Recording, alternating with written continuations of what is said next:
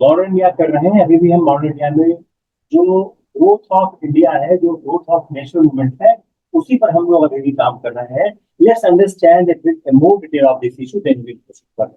अब जो growth of India है, पहला ही सवाल, अगर हम एनसीईआरटी के सहारे आगे बढ़ने की कोशिश करें, हम दो तरह से देखते हैं। एक एनसीईआरटी क्या कहती है, उसके बाद एडवांस किताबें क्या कहती हैं, हम दोनों को कंबाइन करने की कोशिश करते हैं। अगर हम 1858 से 1905 तक ये जो फेज है, इस फेज को हम समझने की कोशिश करते हैं। इस फेज पर सवाल कई बार आ जाते हैं कि 1858 से 1905 के बीच ग्रोथ किस तरह से नेशनल मूवमेंट का होता है। तो अगर देखिए, जो दिसंबर 1885, हमने कल यह हैंडल किया है क्वेश्चन, कि दिसंबर 1885 में जो हुआ, वह कोई आइसोलेटेड अफेयर नहीं था। वह पहले से चली आ रही सारी गतिविधियों का एक पूरा का पूरा निरूपण था। तो अगर हमने कहा, पहले आपको याद करना पड़ेगा कौन कौन सी संस्थाएं थी। हमने कई संस्थाओं का नाम लिखा था, मैं उसको फिर से रिवाइज कर देता हूँ कि कौन कौन सी संस्थाएं थी जो 1885 के पहले बन गई। ब्रिटिश इंडिया एसोसिएशन, ये याद करना इसलिए जरूरी है कि कई बार इन सवालों से क्रोनोलॉजी आ जाती है। ब्रिटिश इंडिया एसोसिएशन कब बना? 1851 में। कहा बना ये? बंगाल में। मैं भी लिख देता हूँ, फिर आप बताओ सवाल कैसे होता है। 1851 में ब्रिटिश इंडिया बंगाल में। बॉम्बे एसोसिएशन, बॉम्बे एसोसिएशन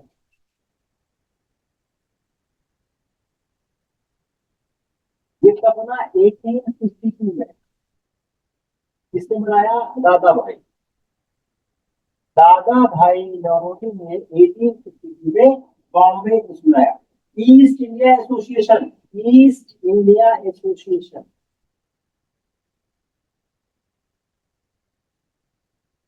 ये आपको तमिलनाडु बोर्ड की किताब में मिल जाएगा। 1856 तमिलनाडु बोर्ड की किताब में इसका पूरा एक चार्ट ही बनाया हुआ है। 1856 में ईस्ट इंडिया एसोसिएशन कहाँ पे है? लंदन में। Madras native association, Madras native association 1852, Madras native association कब बना?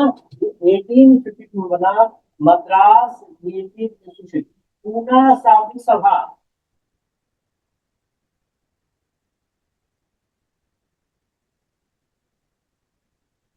किसने बनाया? क्या काम था?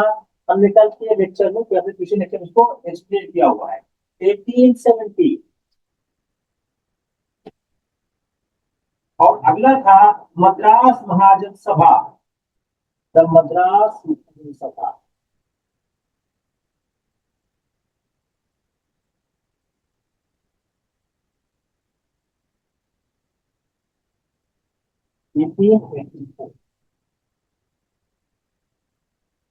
ये सब क्या थे?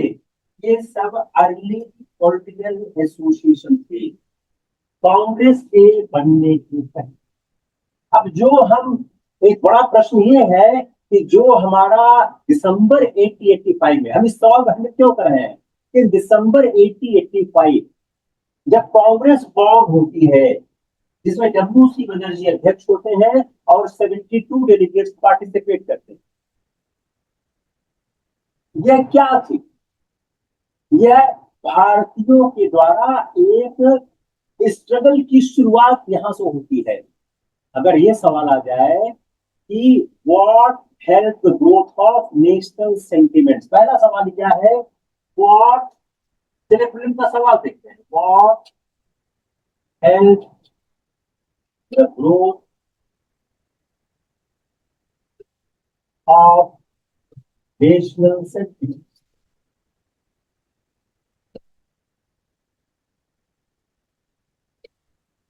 नेशनल सेंटिमेंट के लिए what help the growth of national sentiment, इसका जवाब क्या होगा? The very condition of British rule. क्या है? The very condition of British rule. जो परिस्थितियां थी, जो ब्रिटिश रूल की परिस्थितियां थी, very condition of British rule, have the growth of national sentiments among the Indian people. भारतीय लोगों के बीच जो ब्रिटिश रूल का खिलाफ जो एक भावना उभर रही वह ग्रोथ में हेल्प कर रही थी. It was the British rule and its direct and indirect consequences which provides the material and the moral and intellectual conditions for development of national India. पहला सवाल क्या हो गया? नेशनल मूवमेंट के स्टार्ट होने के पीछे क्या महत्वपूर्ण कारण थे. दूसरा, जो foundation of Indian national movements laying the fact that increasingly British rule became the major cause of India's economic backwardness. मैंने कल इसको हैंडल किया था. Just trying to take it question answer form. Political cause क्या थे? Every class, every section of the Indian society gradually discovered that their interest was suffering at the hands of the foreign rule. Foreign rule के हाथों में उनके interest सफर कर. Their interest was suffering in the hands of the foreign rulers. अब क्या peasant में क्या था? अभी पीजेंट्स किसानों में क्या दिखता? Government took most of the produce. वो भी किसान पैदा करते थे, सरकार उसमें ज्यादातर ले लिया करती. तो जो एवरी क्लास था, एवरी सेक्शन था, वह देख रहा था कि किस तरह से ब्रिटिश शासन उनको परेशान कर रहा है. तो जो पीजेंट से वो देख रहे थे कि government took away large part of it produce as a land revenue. किसमें? लैंड रेवेन्यू में एक बड़ा था. सरकार उनसे ले रही थी. गवर्नमेंट एंड जो गवर्नमेंट की मशीनरी थी, अब जो गवर्नमेंट की मशीनरी थी वह उनका फेवर करती थी. जो इनका शोषण करते थे, जो पीजेंट्स का शोषण करते थे, उनका गवर्नमेंट की मशीनरी सपोर्ट करती थी. जमींदार, लैंडलॉर्ड, ये मनी लेंडर्स, यह इनको एक्सप्लॉइट करते थे पीजेंट्स को, और सरकार उन लोगों का समर्थन करती थी. जो अब ये हो गया पीजेंट्स. अब देखिए आर्टिजन्स. दूसरा आर्टिजन्स क्या करते थे? जो आर्टिजन्स को देख रहे थे कि जो फॉरेन कंपटीशन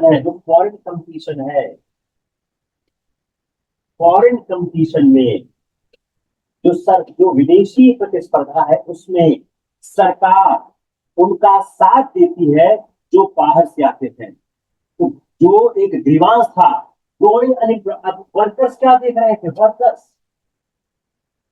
वर्कर्स देख रहे थे what is the cause of growing unemployment. एक बढ़ते हुए अनएम्प्लॉयमेंट का कारण क्या है? उनको साफ साफ दिखा था कि जो मॉडर्न फैक्ट्रीज बनी थी later the 20th century, the workers in modern factories, जो मॉडर्न फैक्ट्रीज के वर्कर्स थे, माइंस के, प्लांटेशन के, they found that in spite of lip sympathy, government signed the capitalist, especially the foreign capitalists. में क्या थे? गवर्नमेंट कैपिटलिस्ट के साथ खड़ी होती, खासकर फॉरेन कैपिटलिस्ट जो विदेशी पूंजीपति थे उनके साथ सरकार खड़ी होती. इंटेलेक्चुअल्स क्या देख रहे थे?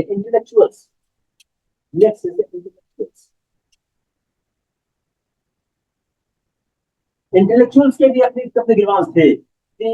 जो एक सोसाइटी जो राइजिंग इंटेलिजेंस थे, जो राइजिंग इंटेलेक्चुअल्स थे उस समय थे, एजुकेटेड इंडियंस थे, they used their newly acquired modern knowledge to understand the sad economic conditions.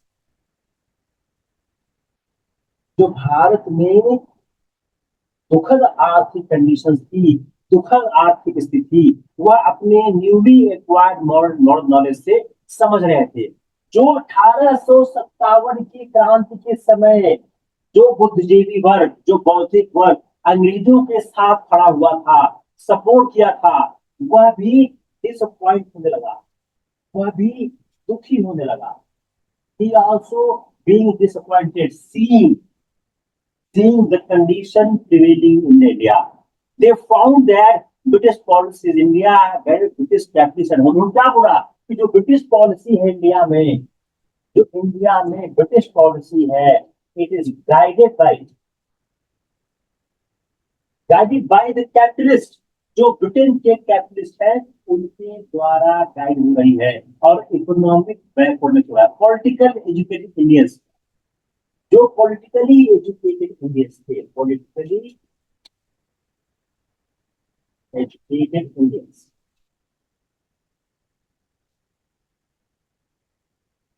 जो राजनीतिक रूप से शिक्षित भारतीय थे, found that the British had abandoned all previous pretensions of guiding India towards self-government। India को सेल्फ गवर्नमेंट की तरफ ले जाने के जो भी थोड़े बहुत वादे दावे थे, वो सारे के सारे समाप्त हो रहे हैं। Most of the British officials and political leaders, they openly declared, we are here to live। हम यहाँ पर शासन करने आए हैं, हम यहाँ पर शासन छोड़कर जाने वाले नहीं हैं। तो जो ये सारी की सारी परिस्थितियां थी कि जो गवर्नमेंट इंक्रीजिंगली, जो गवर्नमेंट कर क्या रही थी, instead of increasing the freedom of speech and press, government increasingly restricted them and British office righted with India is unfit for democracy and self rule. unfit for democracy and self। Democracy और self rule के लिए India unfit है, India उसके काबिल नहीं है, इसलिए उनको प्राप्त नहीं होना चाहिए। उन्होंने ओपनली डिक्लेयर कर दिया कि India is unfit for the democracy and self rule. In the field of culture, इसी ने संस्कृति क्षेत्र क्या हो रहा था, in the field of culture the rulers were increasingly taking a negative and even hostile attitude towards higher education and the spread of modern ideas। इन सब कारणों से यह प्रतीत हो रहा था कि भारत के साथ अन्याय की संभावना बढ़ती जा रही है, भारत को कभी भी किसी भी तरह का कोई फायदा नहीं मिलेगा। तो अब एक सवाल खड़ा होता है यहाँ के बाद कि why zamindar landlord sympathizes with the movement even though they are with Britishers. यह ब्रिटिशर्स के साथ होने के बाद भी इनके साथ वो सिंपैथाइज क्यों कर रहे थे, क्यों उनकी सिंपैथी इनके साथ थी, उसके कारण बहुत स्पष्ट है। अगर हम इस बात को देखें, अगर हम एक इंडियन कैपिटलिस्ट की बात को पहले देखने की कोशिश करते हैं, इंडियन कैपिटलिस्ट ने रियलाइज कर लिया कि एक कॉन्ट्राडिक्शन है इंपीरियलिज्म में और हमारे growth. Only A national government which may create a condition for the rapid development of Indian trade can help to grow the capitalism in India by all people, and it may give the growth of the employment। अगर हम इस सवाल का जवाब देखने की कोशिश करें कि जमींदार लैंडलॉर्ड नेशनल मूवमेंट से क्यों सिंपैथाइज कर रहे थे, even though they are Britishers, in the prevailing nationalist atmosphere, जो एक राष्ट्रवाद का वातावरण बन रहा था। Patriotism made an appeal to, इस सवाल बहुत अच्छा है फिल्म्स का कि why zamindar landlord sympathises with the movement even though they are with Britishers in the prevailing nationalist atmosphere, जो एक राष्ट्रवाद का वातावरण बन रहा था। Made an appeal to many, उसने बहुत से लोगों को अपील करना शुरू कर दिया। मोर ओवर, ये फर्स्ट पॉइंट होगा। फर्स्ट पॉइंट क्या हो गया, राष्ट्रवाद का बढ़ता प्रसार, राष्ट्रवाद का बढ़ता प्रसार। दूसरा, policies of racial dominance and discrimination. This appelled and aroused every thinking and sensitive Indians to whichever class they might belong to। तो क्या हो गया इसका जवाब, नेशनलिज्म, जो राष्ट्रवाद का प्रभाव, ये आप उसी दो में आंसर आएगा सवाल भी, रेशियल डिस्ट्रिक्ट। ये दो कारणों थे, इन दो कारणों के कारण यद्यपि लैंडलॉर्ड जमींदार ब्रिटिश के साथ थे, लेकिन वह मूवमेंट के साथ सिंपैथाइज कर रहे थे। इसको हम नेशनल मूवमेंट क्यों कहते हैं? अगला सवाल, हम इसको सवालों में तोड़ रहे हैं। अगला सवाल, why it is called a national movement? हम इसको राष्ट्रवादी आंदोलन क्यों कहते हैं? This movement was a national because it United people, it united people from different classes and sections of society who sank their mutual differences to unite against the common enemy. इसने लोगों को अपने व्यक्तिगत जुड़ाव को दूर करते हुए एक कॉमन शत्रु, एक उभय शत्रु ब्रिटिश के खिलाफ एक होने के लिए कन्विंस किया, संबोधित किया, मजबूर किया। Clear? Not clear? What is the role of educated Indian?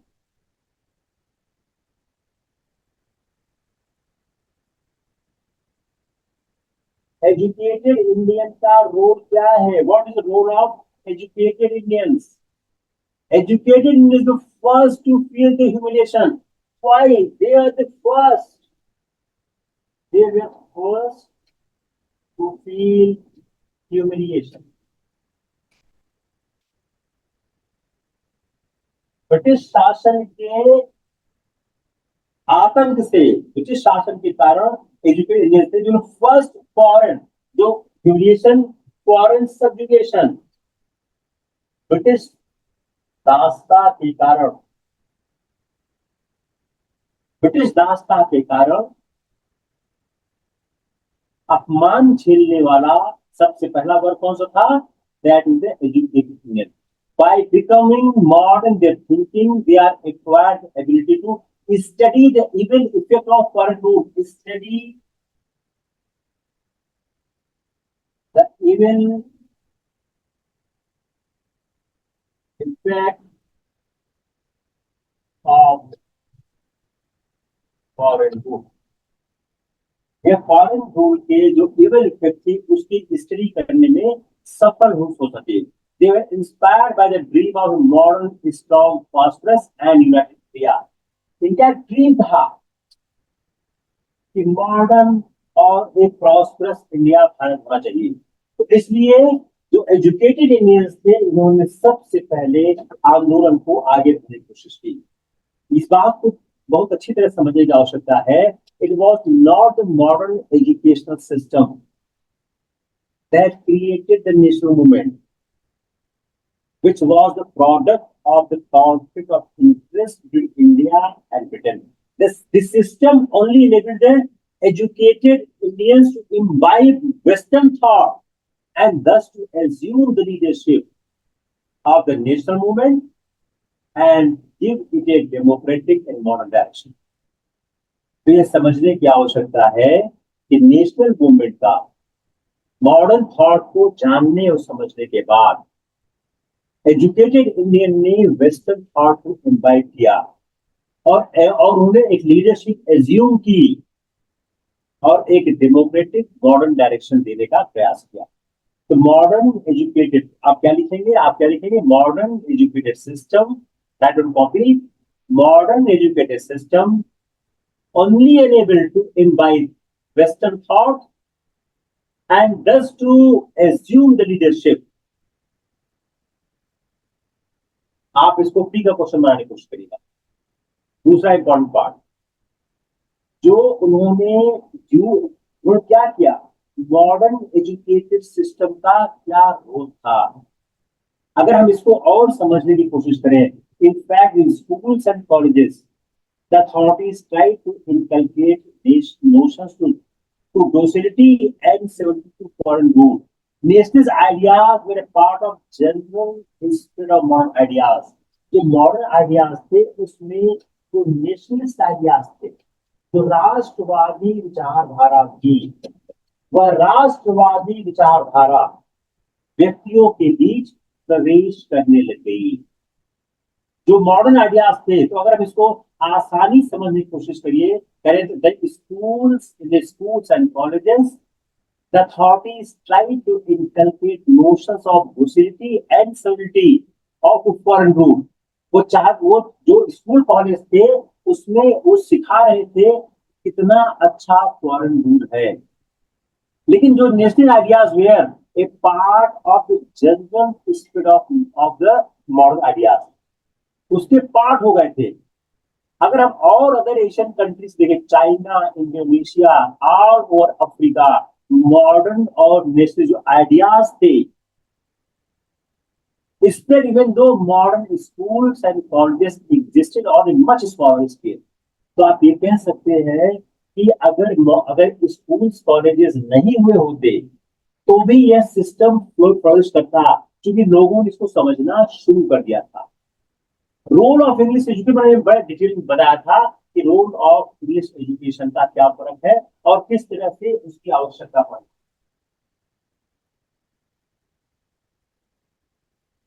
उसी समय दो इंपॉर्टेंट एक्ट आते हैं। Let's see the two important acts of that time, 1861 and 1891 act। These two acts are very important to understand।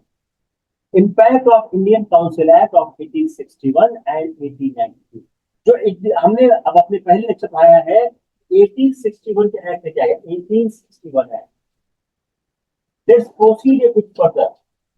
1861 act क्या क्या enlarged governor general executive council, governor general executive council. 1861 के act में governor general की executive council को इलाज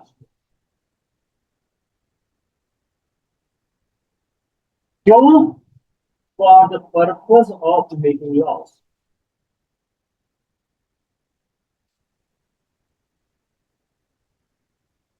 for the purpose of making loss, कानून बनाने के लिए उसने इसको इलाज किया। क्या पर्पज था, making loss.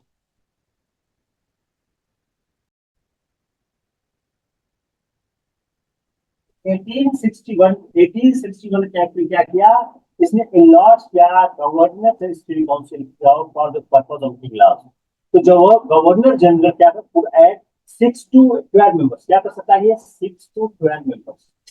he can add 6 to 12 members, 6 से 12 सदस्य जोड़ सकता था अपने एग्जीक्यूटिव काउंसिल। इसमें at least half of this non official, इसमें से आधे जो होंगे, हाफ, एटलीस्ट हाफ, क्या होंगे, non official. Governor general district council में 6 से 12 आदमी जोड़े जा सकते थे, उसमें आधे नॉन ऑफिशियल्स होंगे, none of Indian obligation. This council came to the imperial, इसको क्या कहा गया, इसको कहा गया इंपीरियल लेजिस्लेटिव काउंसिल। इसका नामकरण किया गया इंपीरियल लेजिस्लेटिव काउंसिल। इसके पास कोई पावर नहीं। इस काउंसिल के पास एक बजट, पहला अभी पॉइंट, पहला एक बजट, नो पावर। इसके पास किसी भी तरह की पावर, इस काउंसिल के पास कोई पावर नहीं थी। It could not discuss the budget और फाइनेंशियल मेजर्स। दूसरा, could not discuss the budget and financial measure. किसी बजट या वित्तीय मुद्दे को डिस्कस नहीं कर सकते। और चीज है यह किसी और यह किसी भी काम के लिए, किसी भी for any bill previous sanction required. कोई भी बिल पेश करने के लिए, अगर कोई भी बिल पेश करना है, किसी भी तरह का बिल पेश करना है, तो क्या प्रीवियस सैंक्शन या अप्रूवल जो है, अप्रूवल किसका, गवर्नमेंट का रिक्वायर्ड। प्रीवियस सैंक्शन और approval of government is required.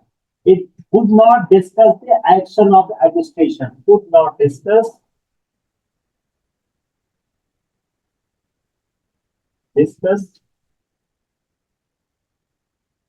the action of government. Government के किसी भी एक्शन को सरकार जो भी करेगी उसको यह विचार विमर्श नहीं कर सकती है। इसको it could not be seen as a it could not be seen इसको किसी भी तरह से in any kind of parliament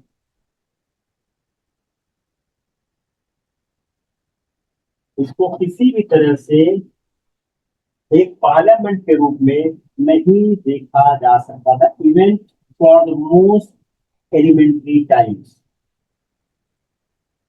4 point हो गए, मैं फिर से रिपीट कर रहा हूं। इस पॉइंट देखिए, इंडियन काउंसिल एक्ट 1961 enlarged, इसको आप देखिए,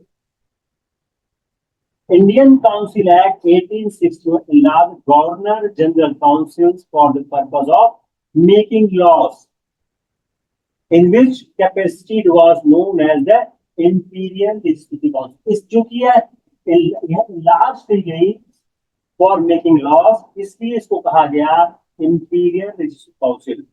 governor general was authorised to act with legislative council with 6 and 12 members, 6 से 12 आदमी गवर्नर जनरल को अथॉराइज किया गया कि वह 6 से 12 आदमी इसमें जोड़ सकता है, जिसमें कम से कम आधे है टू नॉन ऑफिशियल, जो इंडियन, जिसमें हाफ क्या हो नॉन ऑफिशियल होंगे, कम से कम जो इंडियंस भी हो सकते हैं और ब्रिटिशर्स भी हो सकते हैं।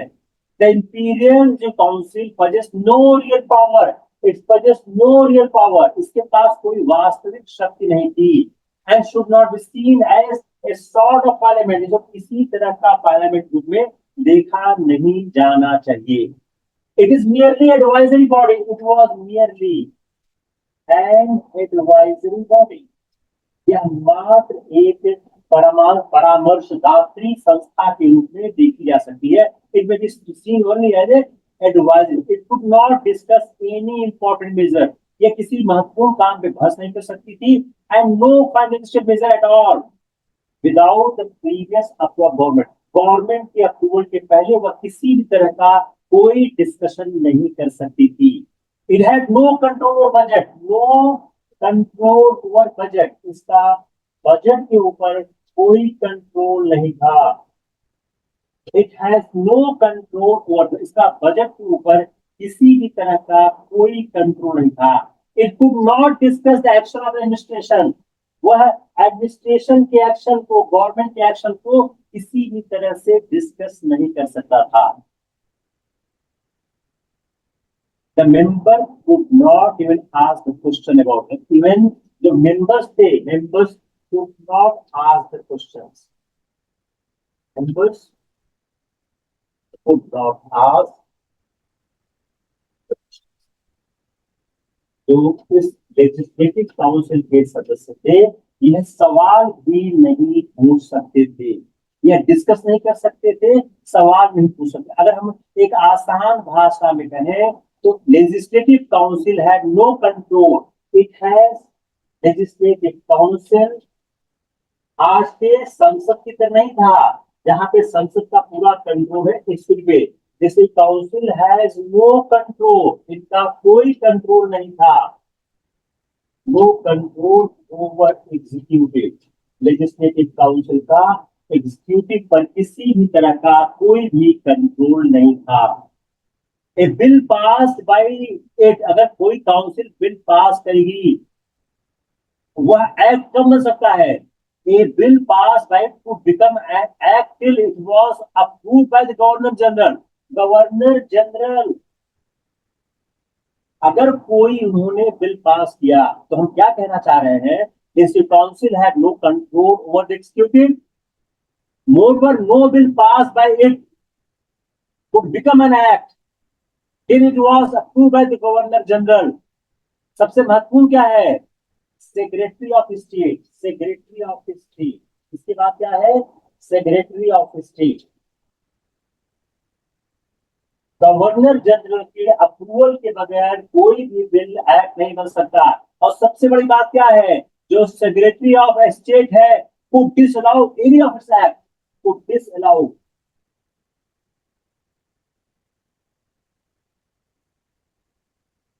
any of its act। कोई भी इसका काम सेक्रेटरी ऑफ स्टेट डिसअलाउ कर। दस द ओनली इंपॉर्टेंट फंक्शन, इसलिए क्या हो गया, ओनली इंपॉर्टेंट फंक्शन, ये सवाल हो गया आपका।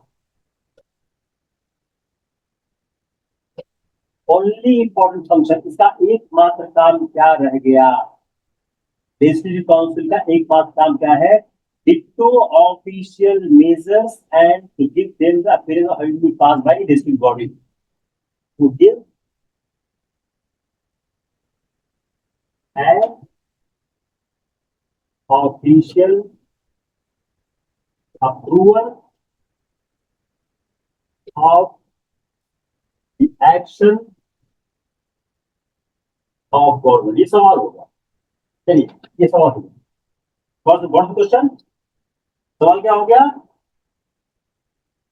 सवाल क्या हो गया, अब देखिए सवाल लिखिए, ओनली, सवाल लिखिए तो only, the only important function of the legislative council was to give, the only important function of its body to give was to veto official measures and give them the appearance of having passed by legislative body। इसका अब 1861 के act के सारे provision आपको याद है। अगर ये सवाल आ जाता है कि 1861 के एक्ट का सिर्फ एकमात्र काम यह था कि सरकार के सारे कार्यों को एक विधायी स्वीकृति दी जाए। The only act of the Legislative Council created under 1961 Act is to affirm the action of the government, comment on it। अगर आप थ्योरी में देखें तो जो नॉन ऑफिशियल इंडियन मेंबर्स थे, they were added to the council to represent Indians view, but the Indian members, लेकिन जो Indian members of council थे were few in number, बहुत संख्या में कम थे, and were not elected by the Indian people but were nominated by the governor general, whose choice invariably fell on princes and their ministers, big zamindars, big merchants, retired bureaucrats and the senior government। Clear, इसलिए वह Indian people के द्वारा thoroughly unrepresented रह गए। तो आप एक अगला सवाल लिखिए, the 1861 Act, the next question, the 1861 Act is by and large the same as was in 1858। The government of India remained as before 1858। 1861 के एक्ट के बावजूद भी the government of India remained ऐसे ही रही जैसी 1858 के पहले की थी। क्लियर, अब जो इंडियन, आप इसके प्रोविजन को बैठ के याद करिएगा, इसके बगैर काम नहीं बनेगा। अब अगर हम इसको देखें कि जो हमारा इंडियन काउंसिल एक्ट 1861 आया, अगर देखें तो जो काउंसिल है, इंडियन काउंसिल एक्ट जो 1861 में आया, ये अगर हम 1892 तक देखें, ठीक है, इसने किया क्या, The council met on average for 25 days। एक साल में, 1 ईयर में एवरेज 25 डेज, ये भी सवाल ये भी लिखिएगा आपका। 1892 तक जो इंपीरियल काउंसिल थी एक साल से 25 दिन तक बैठती रही, लेकिन इसके बावजूद come on the positive aspect, अभी तक हमने नेगेटिव सुना, now come on the positive aspect. इसके हम पॉजिटिव एस्पेक्ट की तरफ आते हैं।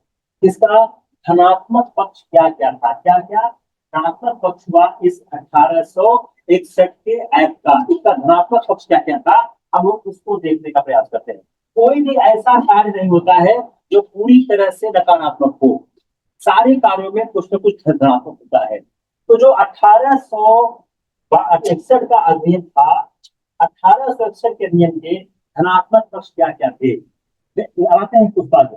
The Indian leaders soon transform these powerless and impotent councils, designs as mere machines for the endorsement of the common policies of British Empire into the forum of ventilating popular grievances, exposing the defects and shortcomings of the bureaucratic administration, criticizing and opposing almost every government policy and proposals, and raising basic economic issues, especially related to the public finance and the public issue. The nationalist members जो राष्ट्रवादी तत्व में प्रवेश कर रहे थे, use them to enhance their own political stature in the country and to build a national movement. They kept up a constant campaign. वो लगातार एक constant campaign कर रहे थे. They kept up a constant campaign against the government in the councils and undermining its political and moral influence and gearing a powerful anti-imperialistic sentiments. यह जो संस्था बनी, इस संस्था ने जो भारत में जो इस संस्था बनी, यह संस्था ने एक बड़ा काम करना शुरू किया। जो इस संस्था के लोग थे, उन्होंने विधान परिषदों में एक परिवर्तन लाने का काम आरंभ किया। राष्ट्रवादियों ने एक महत्वपूर्ण भूमिका का निर्वाह शुरू किया। वो सरकार की नीतियों की आलोचना करने लगे, सरकार के आर्थिक मुद्दों पर बोलने लग गए। जो राष्ट्रवादी नेता थे, जो काउंसिल में प्रवेश कर रहे थे, वो लोग एक एंटी इंपीरियलिस्टिक सेंटिमेंट उस काउंसिल में बनाने लग गए, जिसका देशव्यापी प्रचार होने लगा। Their speeches began to be reported at length in the newspapers and widespread public interest developed in the legislative proceedings. जो उनकी widespread interest, उनके कामों में एक widespread interest आने लगा। Two moderate leaders who were most responsible putting the councils to the good use and introducing a spirit in them were the Pherozeshah Mehta and Gopal Krishna Gokhale. Pherozeshah Mehta, दो महत्वपूर्ण नेता,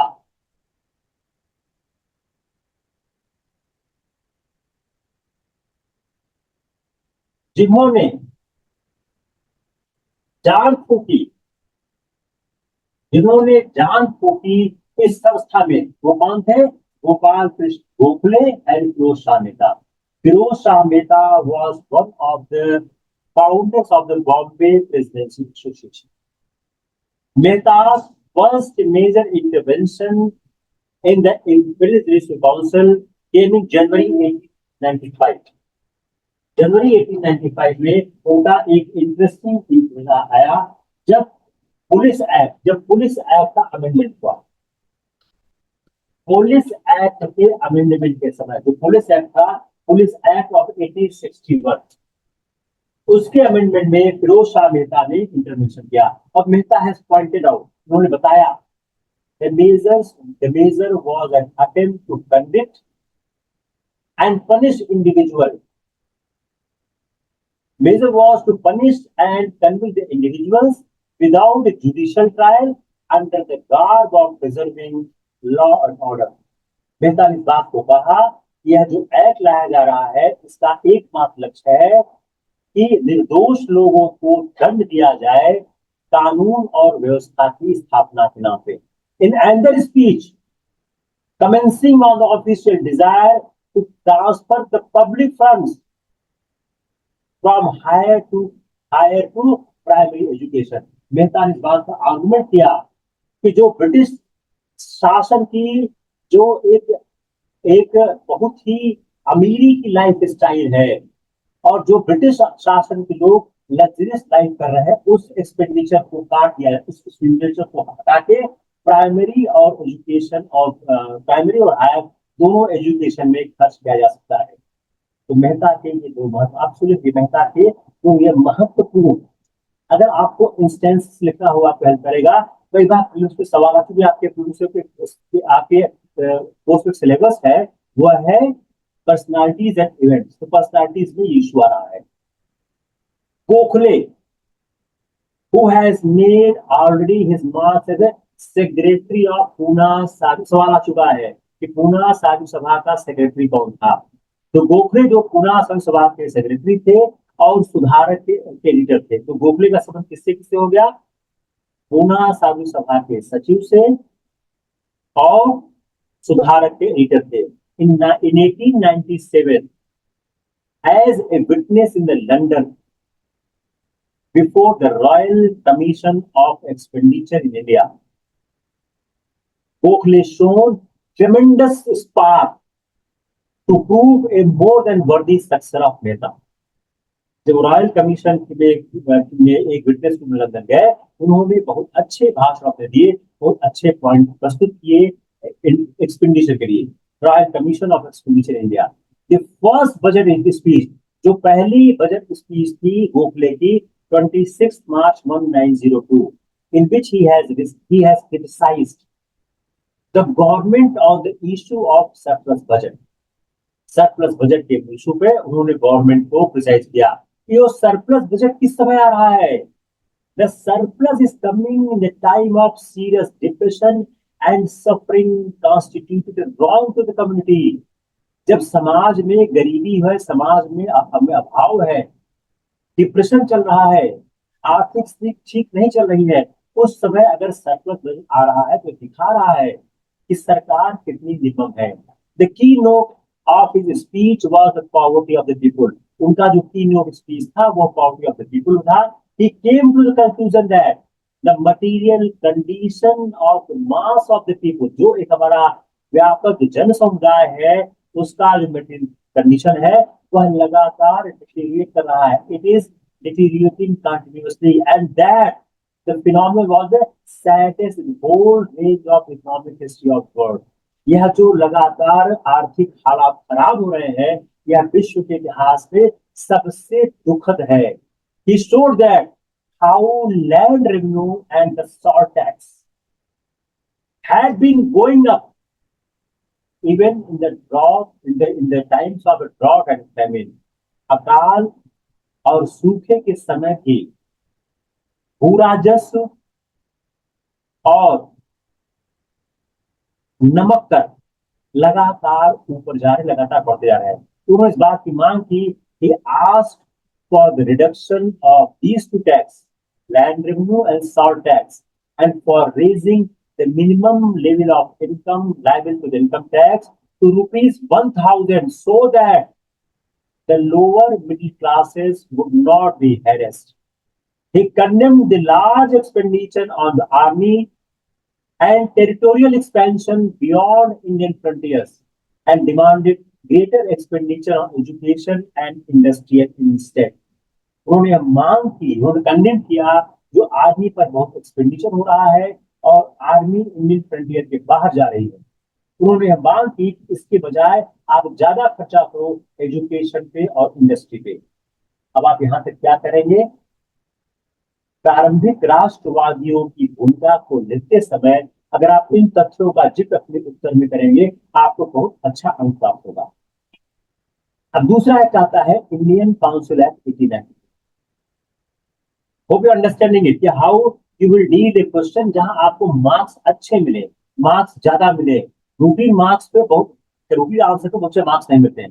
bye the Indian council act 1892, the number of additional members of imperial and provincial council was increased from 6 to 10। जो 6 से 10 था वो 10 से, आप दो कंपेयर करिए, जो 6 to 10 हुआ करता था 1861 के एक्ट में, उसको क्या कर दिया उन्होंने? 10 to 16 कर दिया। इसमें 1892 के एक्ट, तो फर्स्ट चेंज हुआ। Here, a few of these members could be elected in the directly to municipal committees and district board. अभी क्या है, यह जो है ये a few of them, ये भी दूसरा चीज हुआ, could be directly elected, इनका सीधा चुनाव किया जा सकता था म्यूनिसिपल कमेटीज और डिस्ट्रिक्ट बोर्ड से।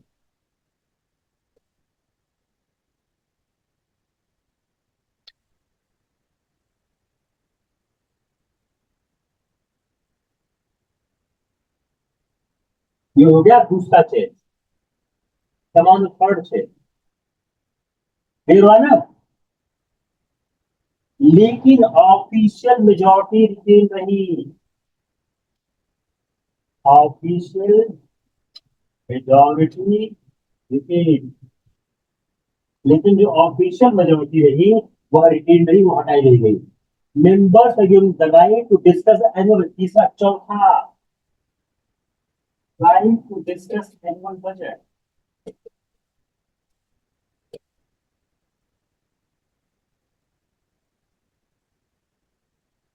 Members were given the right to discuss annual budget, discuss कर सकते हैं, but they could not vote, लेकिन वो वोट नहीं कर सकते।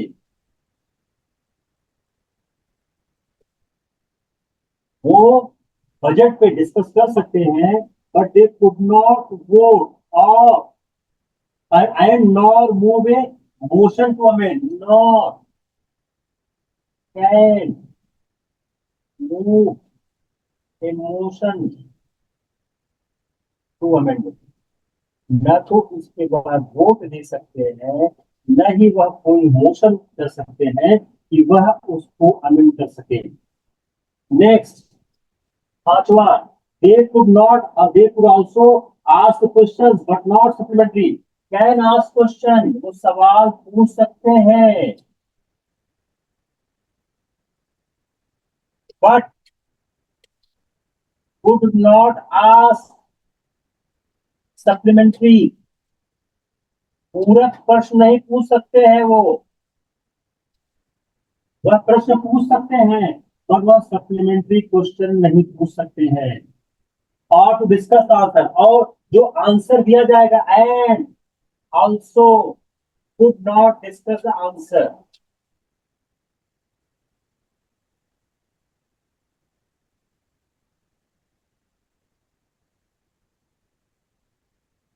वह आंसर को भी डिस्कस नहीं कर सकते। अब देखिए सवाल क्या हो गया, 1861 और 1892 एक्ट पे दोनों का सवाल बने। 1892 के एक्ट से राष्ट्रवादी निराश थे, उन्होंने बोला हमको कुछ नहीं मिला। तो सवाल क्या हुआ, what was the reason that, आप सवाल लिखिए, सवाल नंबर एक, what was the reason that the nationalist were not happy due to 1892 act. सवाल नंबर दो, देयर वेर, सवाल में पहला क्या होगा, what was the reason the nationalist were not happy with 1892 act, discuss और कमेंट। क्वेश्चन नंबर दो, दूसरा सवाल, compare the 1861 act and 1892 act and explain what changes were made in 1892 Act, but nationalists were not happy. But nationalists were not happy with the 1892 Act. Next question. The 1861 Act and 1892 Act were a farce, and it has not served any purpose for the welfare of the Indians. 1861 और 1892 का act, 1861 1892 का act पूर्णतः एक भ्रम था, इसमें भारतीयों के कल्याण में कोई मदद। 1892 का एक्ट चला है 1892 से 1909, इन 17 वर्षों में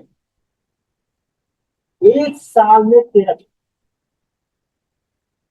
देखिए 1861 का आया कितने दिन चला आपको बताया, यह एक साल में, आप दोनों लिखिएगा। आप 1861 का भी लिख लीजिएगा, एक साल में कितने दिन चला है ये। अगर नहीं पूछा जाए तो भी देना, अगर सवाल हैंडल कर रहे हो, मान लो 1892 का एक्ट हैंडल कर रहे हो, 1861 में पूछा गया, फिर भी लिख देना। दोनों जुड़े हुए हैं कि 1861 का एक्ट कितने दिन चला, उसमें कितने दिन काउंसिल चली, और 92 तो एक साल में कितना चला, only 13 days। And the number of unofficial Indian member present, इसमें सिर्फ 25 थे, 24 लोग थे, 24 में से सिर्फ 5 प्रेजेंट हुए। दूसरा fact, the reform in Indian लिस्टिक काउंसिल में during its tenure till 1909 on an average for only 13 days in a year, and the number of unofficial Indian members present was only 5 out of 24. The nationalists were totally dissatisfied with the act of 1892 and declared it to be a hoax. ये भी solve हो गया, sorry इसको solve आना चाहिए। The nationalists were totally dissatisfied with the act of 1892 and declared it to be a hoax. They demanded a larger share of Indians in the council as also the wider powers for them. Just two things. वो council में larger share चाह रहे थे और अपने लिए wider power चाह रहे थे। दे demanded Indian control over the public purse. अगर आप 1892 का एक्ट देखें तो पब्लिक पर्स पे इंडियंस का कोई कंट्रोल नहीं है। तो they demanded Indian control of public purse and raise the slogan that had earlier become the national cry of the American people during the War of Independence. No taxation without representation. No taxation without representation. No taxation without representation. बगैर representation के कोई taxation नहीं होगा। Eight the same time, उनके ये कहा जरूर, लेकिन at the same time they fail to broaden the base of the democratic demands. उन्होंने क्या क्या डिमांड नहीं किया जो करना चाहिए था। No again coming certain shortcomings. They did not demand the right to vote for the masses or for women. Did not demand. They did not demand. Did not demand.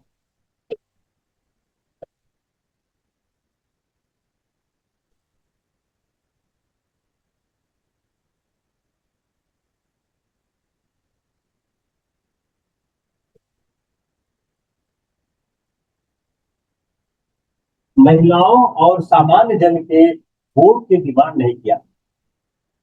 Gradually they भी अपनी demand बढ़ा जरूर रहे थे। Many leaders like दादा भाई नौरोजी इन 1904 and Lokman Tilak in 1906 began to put forward the demand for the self-government on the model of the self-governing colonies of Canada and Australia. The 1892 reform possibly, देखिए अब इसने क्या किया, when I will come to the Congress I will explain it. This 1892 reform possibly helped to reduce the tempo of the Congress election for a few years. 1892 के बाद, 1892 reform के बाद जो कांग्रेस का एजुकेशन है वो कमजोर पड़ने लगा।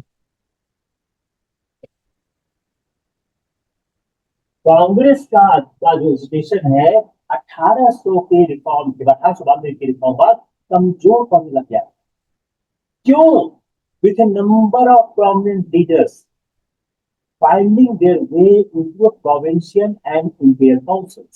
एक कई अच्छी खासी संख्या में जो महत्वपूर्ण नेता थे वह काउंसिल में चले गए। लाल मोहन घोष, डब्ल्यू सी बनर्जी, सुरेंद्र नाथ बनर्जी बंगाल में, Pherozeshah Mehta, Gokhale, even for sometimes Tilak Bombay, Mehta followed by the Gokhale represent council, ये सारे बड़े नेता काउंसिल में चले गए। तो 1892 के बाद जो आंदोलन था कांग्रेस का, वह कमजोर होने लग गया। या तो आंसर क्या हो गया अगर ये सवाल आता है, why the national Congress has weakened after 1892, the reason is most of important leaders has find their way in council, and at that point of time, उस समय में उस दरमियान कांग्रेस का आंदोलन कमजोर पड़ा था। Demand for the council reforms were not very prominent in the agenda of the Congress session from 1894 to 9। दूसरा सुनिए, 1894 देख, आपके किसी भी फिल्म के सवाल में ट्रैक डाल देंगे। काउंसिल रिफॉर्म का एजेंडा 1894 से 1900 के कांग्रेस सेशन के बीच में प्रोमिनेंट नहीं रहा।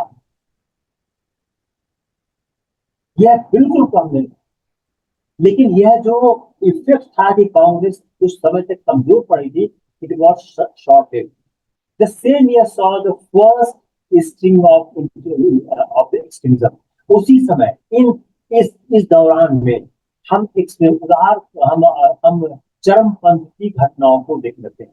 And by 1904 the Congress as whole was again demanding a further big dose of legislation। जो ये काउंसिल सुधार का मुद्दा कमजोर पड़ा था, हम देखें 1904 में कांग्रेस से फिर काउंसिल रिफॉर्म की बात करनी शुरू की। Congress met at the end, Congress करती क्या, Congress met at the end of each year for 3 days and it became a great social occasion. एक सोशल अकेजन होता था, एक पॉलिटिकल असेंबली, जहां लोगों को बातें सुनी जाती थी, लोगों की तारीफ होती, लॉन्ग प्रेजेंटेशन एड्रेस होते, बहुत न्यूमरस स्पीचेस होती थी और मोस्टली वह अंग्रेजी में होती थी। एंड उसके बाद वह डिस्कस हो जाती थी। हर साल एक ही तरह की स्पीच होती थी, एक ही तरह का कार्यक्रम होता था। उनके पास 3 ब्रॉड टाइप्स ऑफ डिमांड्स होते थे, political, administrative and the economic. जो प्रिंसिपल पॉलिटिकल डिमांड थी was reform of the supreme and the local legislative council। एक ही डिमांड करते थे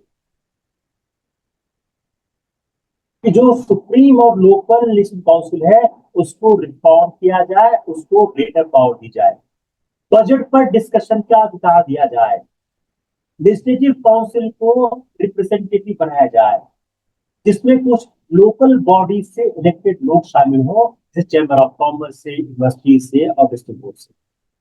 जो सेल्फ डेमोक्रेसी गवर्नमेंट और डेमोक्रेसी वह एजेंडा में डिस्कशन में आता ही नहीं था। The self democracy government was not an agenda इस समय। अब आप हम डिस्कस क्या कर रहे हैं, 1892 से 1904 के बीच जो कांग्रेस थी वो क्या कर रही थी, आप इसको पीछे भी ले आ सकते हैं। तो जो सेल्फ गवर्नमेंट था, डेमोक्रेसी था, वह कांग्रेस के एजेंडा में नहीं हुआ करता था।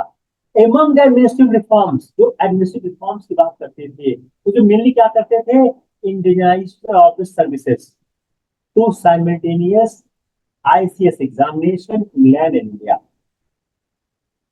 अब जरा इस डिमांड को हम समझने की कोशिश करते हैं, इसमें सवाल बन सकता है कि जो आईसीएस की डिमांड होती थी कि विदेश में और भारत में एक साथ की जाए, इसका मतलब क्या है। ए डिमांड रेज्ड, एक ऑप्शन आपके इसमें सवाल क्या होता था, it was demand raised to satisfy the tiny need who could hope to get into the ICS. यह उत्तर नहीं होगा। A demand raised not really just to satisfy the tiny elite who could hope to get the ICS, but it has a broader themes. Indianisation, इसका theme बड़ा था, इसका असर बड़ा था। इंडियनाइजेशन, भारतीयकरण was advocated as a blow against racism। नस्लवाद पर प्रहार करने के लिए भारतीयकरण की वकालत की जा रही थी। It would also reduce the drain of wealth. अगर भारतीयकरण किया जाएगा, यह ड्रेन ऑफ वेल्थ को रिड्यूस करेगा। क्योंकि जो सैलरी जो पेंशन थी फॉरेनर्स की, वह इंग्लैंड जाया करती थी और विदेशी मुद्राओं में जाया करती थी। नंबर दो, it will help to administration more responsive to Indian needs. अगर भारतीय एडमिनिस्ट्रेशन में आएंगे तो भारतीय मुद्दों, भारतीय कारणों में ज्यादा जवाबदेह और रिस्पॉन्सिव होंगे। इसका अदर एडमिनिस्ट्रेटिव डिमांड्स थी which included separation of the judiciary, extension of trial by jury, repeal of Arms Act, higher jobs in the army for Indians, raising of an Indian voluntary force, which raising of an Indian voluntary force, and a plea for racial equality and concern for the civil rights. The economic issues raised were all bound up with the general poverty of India, which include the drain of wealth. Resolutions were repeatedly passed calling for inquiry into the India's growing poverty and famines. इस बात के लिए लगातार resolution प्रस्ताव पास किए जा रहे थे, इस बात की जांच की जाए कि इंडिया में गरीबी क्यों बढ़ रही है, इंडिया में अकाल क्यों आ रहा है। Next, demanding cut in home charges. Home charges क्या है, मैं पहले लेक्चर में बहुत डिटेल में मैंने पढ़ाया हुआ, आप जाके देख लीजिएगा। Demanding cuts in home charges and military expenditure, more funds to more funds for technical education, तकनीकी शिक्षा को ज्यादा फंड दिया जाना चाहिए। To promote Indian industries, technical, अगर आप टेक्निकल एजुकेशन पे खर्च करेंगे तो इंडियन इंडस्ट्रीज पे प्रमोशन होगा। अनफेयर टैरिफ और एक्साइज ड्यूटीज पे कट किया जाना चाहिए। Demand for extension of permanent settlement was also related to drain of wealth argument. क्यों जो ओवर असेसमेंट होता था, it was held to be responsible for force sale by peasants leading to surplus fund. Very important point, कि जो एक demand हो रही थी कि एक्सटेंशन ऑफ परमानेंट सेटलमेंट भू राजस्व का किया जाए। यह ड्रेन ऑफ वेल्थ थ्योरी से जुड़ा हुआ है। क्यों जुड़ा हुआ है? क्योंकि अगर ओवर असेसमेंट आप लगातार करते जाएंगे, ओवर सेटलमेंट क्या होता है, एक बार आपका राजस्व तय हो गया, उसी राजस्व को आपको देना होगा। लेकिन अगर आप लगातार असेसमेंट करेंगे, ओवर असेसमेंट करेंगे, तो आदमी को राजस्व देने के लिए अपने अनाज का फोर्स सेल करना पड़ेगा। इस फोर्स सेल से नुकसान क्या होगा? इस फोर्स सेल से नुकसान यह होगा कि हमारा जो किसान है वह सारा माल बेच देगा और वह एक्सपोर्ट सरप्लस चला जाएगा, हमारा सारा माल देश के बाहर चला जाएगा। The early Congress was not concerned solely with the interest of English educated professional groups. Early Congress जो इंग्लिश एजुकेटेड प्रोफेशनल थे उनसे ही बात संबंधित नहीं थी। इंग्लिश ग्रुप्स, जमींदार, इंडस्ट्रियलिस्ट, उससे ही संबंधित नहीं थी। इस बात का हमको प्रमाण मिलता है जब हम के न्यूमरस रेजोल्यूशंस को देखते हैं, जिसका संबंध है salt tax, treatment of Indian police abroad, and the suffering caused by the forest administration.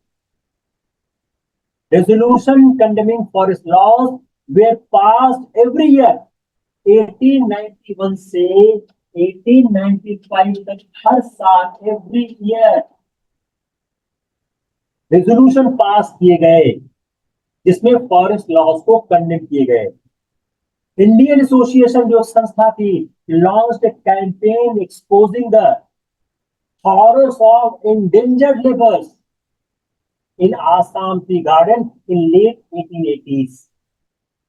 And जो उसके सेक्रेटरी थे, assistant secretary Dwarkanath Ganguli, even went to Assam, Assam तक गए, जो आसाम का प्लांटेशन एरिया है, at a considerable personal risk to bring back information about the slave labor conditions prevailing there. The Congress, however, refused to take up this issue on the ground that it was a local issue. Yes, हम अपने पिछले 5 minute के lecture में क्या बताने की कोशिश कर रहे हैं कि जो कांग्रेस थी वो मात्र अभिजात वर्ग की संस्था नहीं थी। जो आरंभिक कांग्रेस था 1885 से 1905 के बीच का, जिसको हम मॉडरेट फेस कहते हैं, वह मात्र अभिजात वर्ग की संस्था नहीं थी। उसने लोगों के व्यापक उद्देश्य और लक्ष्य पर काम किया। वैसे आपको एक ही एग्जाम्पल दिए थे। What made the moderate Congress increasingly a target of criticism? इन सब बातों के बावजूद जो हमने भी बताया, तो कांग्रेस का क्रिटिसिज्म क्यों हो रहा था? It was not so much as objective, उसके ऑब्जेक्टिव पे सवाल नहीं थे, कांग्रेस के उद्देश्यों पर प्रश्न नहीं थे, उसके स्टाइल ऑफ फंक्शनिंग पर प्रश्न था। Early Congress concentrated on the building up to petitions, speeches and articles as a foolproof logical case aimed at convincing the higher ups.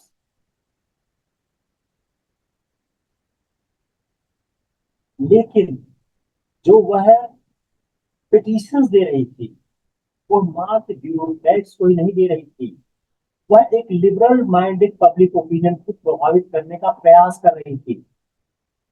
In fact, Congress was not a political party, but an annual 3-day show being conducted where resolution was passed and they dispersed to assemble next year again. The nature and social composition of early Congress leaders and participants tended to be anglicized. अंग्रेज अभिजात हुआ करते थे, in their personal life and highly successful men in their professions हुआ करते थे लोग। जो उनका बैकग्राउंड था वह बहुत ही रेडिकल चीजों को प्रभावित नहीं करता था। Now we'll take in the next class phases of moderate politics.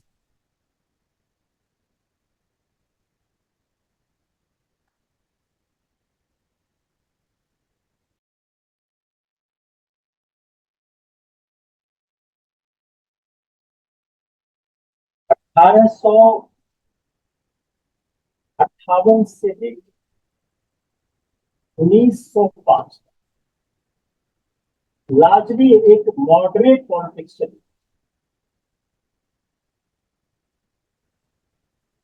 एक बाय लार्ज एक मॉडरेट पॉलिटिक्स ही चली। इस मॉडरेट पॉलिटिक्स में अगर हम देखें तो उनकी जो मेजर डिमांड्स क्या थी, अगर if see the moderate politics के मेजर डिमांड्स जो हमने पिछले सेशन में हमने बात किए थे, तो मेजर डिमांड्स बहुत लिमिटेड हुआ करते थे, बड़े बड़े रिवोल्यूशनरी डिमांड उसको नहीं हुआ करते थे, वेरी वेरी मॉडरेट पॉलिटिक्स चलेगी। उस डिमांड में जो उनके मेन डिमांड थे क्या थे? एक था लेजिस्लेटिव काउंसिल, या लेजिस्लेटिव काउंसिल के रिफॉर्म था। पहला मतलब क्या था? लेजिस्लेटिव काउंसिल का रिफॉर्म। दूसरा, greater opportunities for Indian higher force. Higher force जो है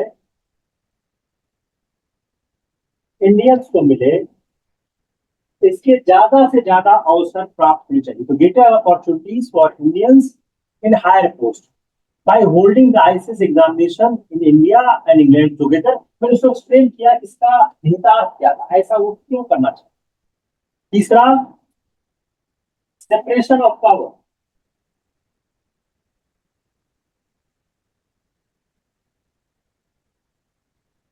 एग्जीक्यूटिव और जुडिशरी के बीच, इसके बीच एक सेपरेशन ऑफ पावर की मांग करती है। इसमें सेपरेशन ऑफ पावर हो, एग्जीक्यूटिव और judiciary, more power to the local bodies, more power to the local bodies.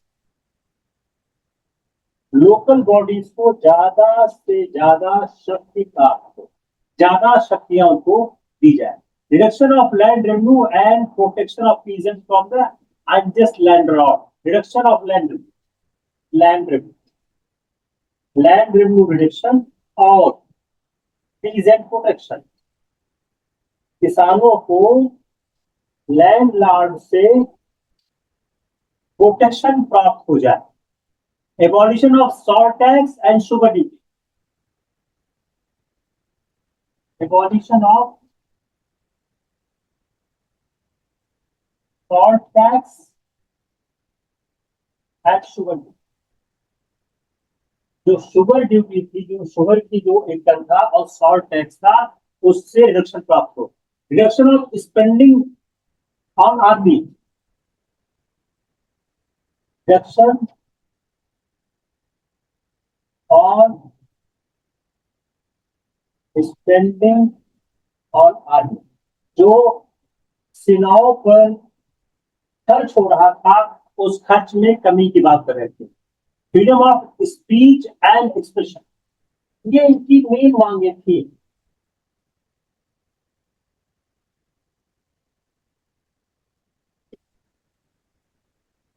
These are the important demands which राष्ट्रवादी है।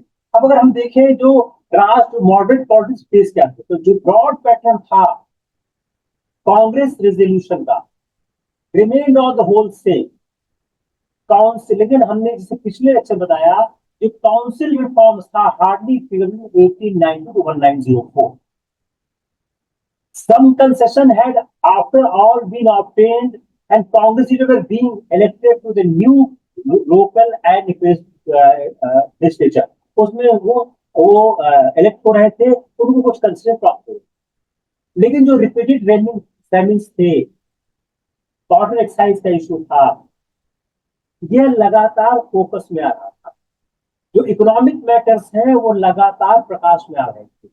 जो गोखले की स्पीच थी 1901 में ऑन द बजट, इसने नेशनलिस्ट इकोनॉमिक थ्योरी को फोर फंड पर प्रस्तुत किया।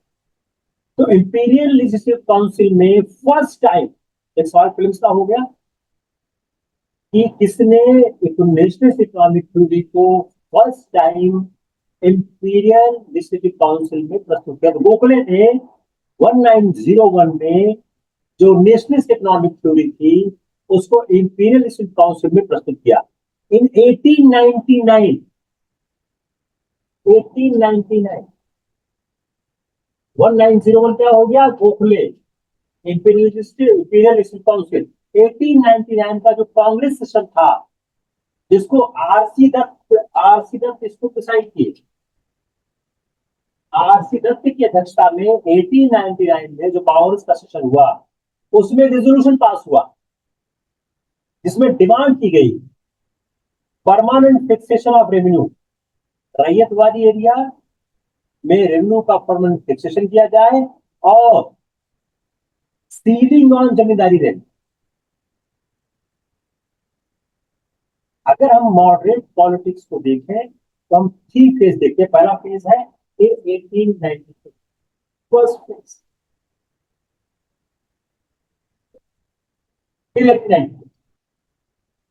इस समय तक Congress largely dominated by the AO Hume, वह उसके जनरल सेक्रेटरी रहे और सोल फुल टाइम एक्टिविस्ट रहे। Congress attendance figure rose rapidly for the first 5 session. अगर पहले 5 सेशन में कांग्रेस के सेशन को हम देखें, इन द फर्स्ट 5 सेशन बड़े अच्छे अच्छे ये कहते हैं फैक्ट्स हैं, इसको आप लिखेंगे मार्क्स अच्छा मिलेगा। अगर पहले 5 सेशन में हम कांग्रेस के अटेंडेंस को देखें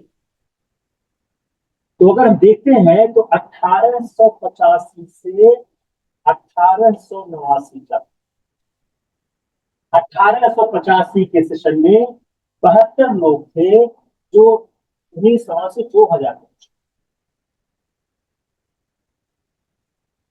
फंड्स, ये हो गए मेंबर्स, फिर ये फंड्स,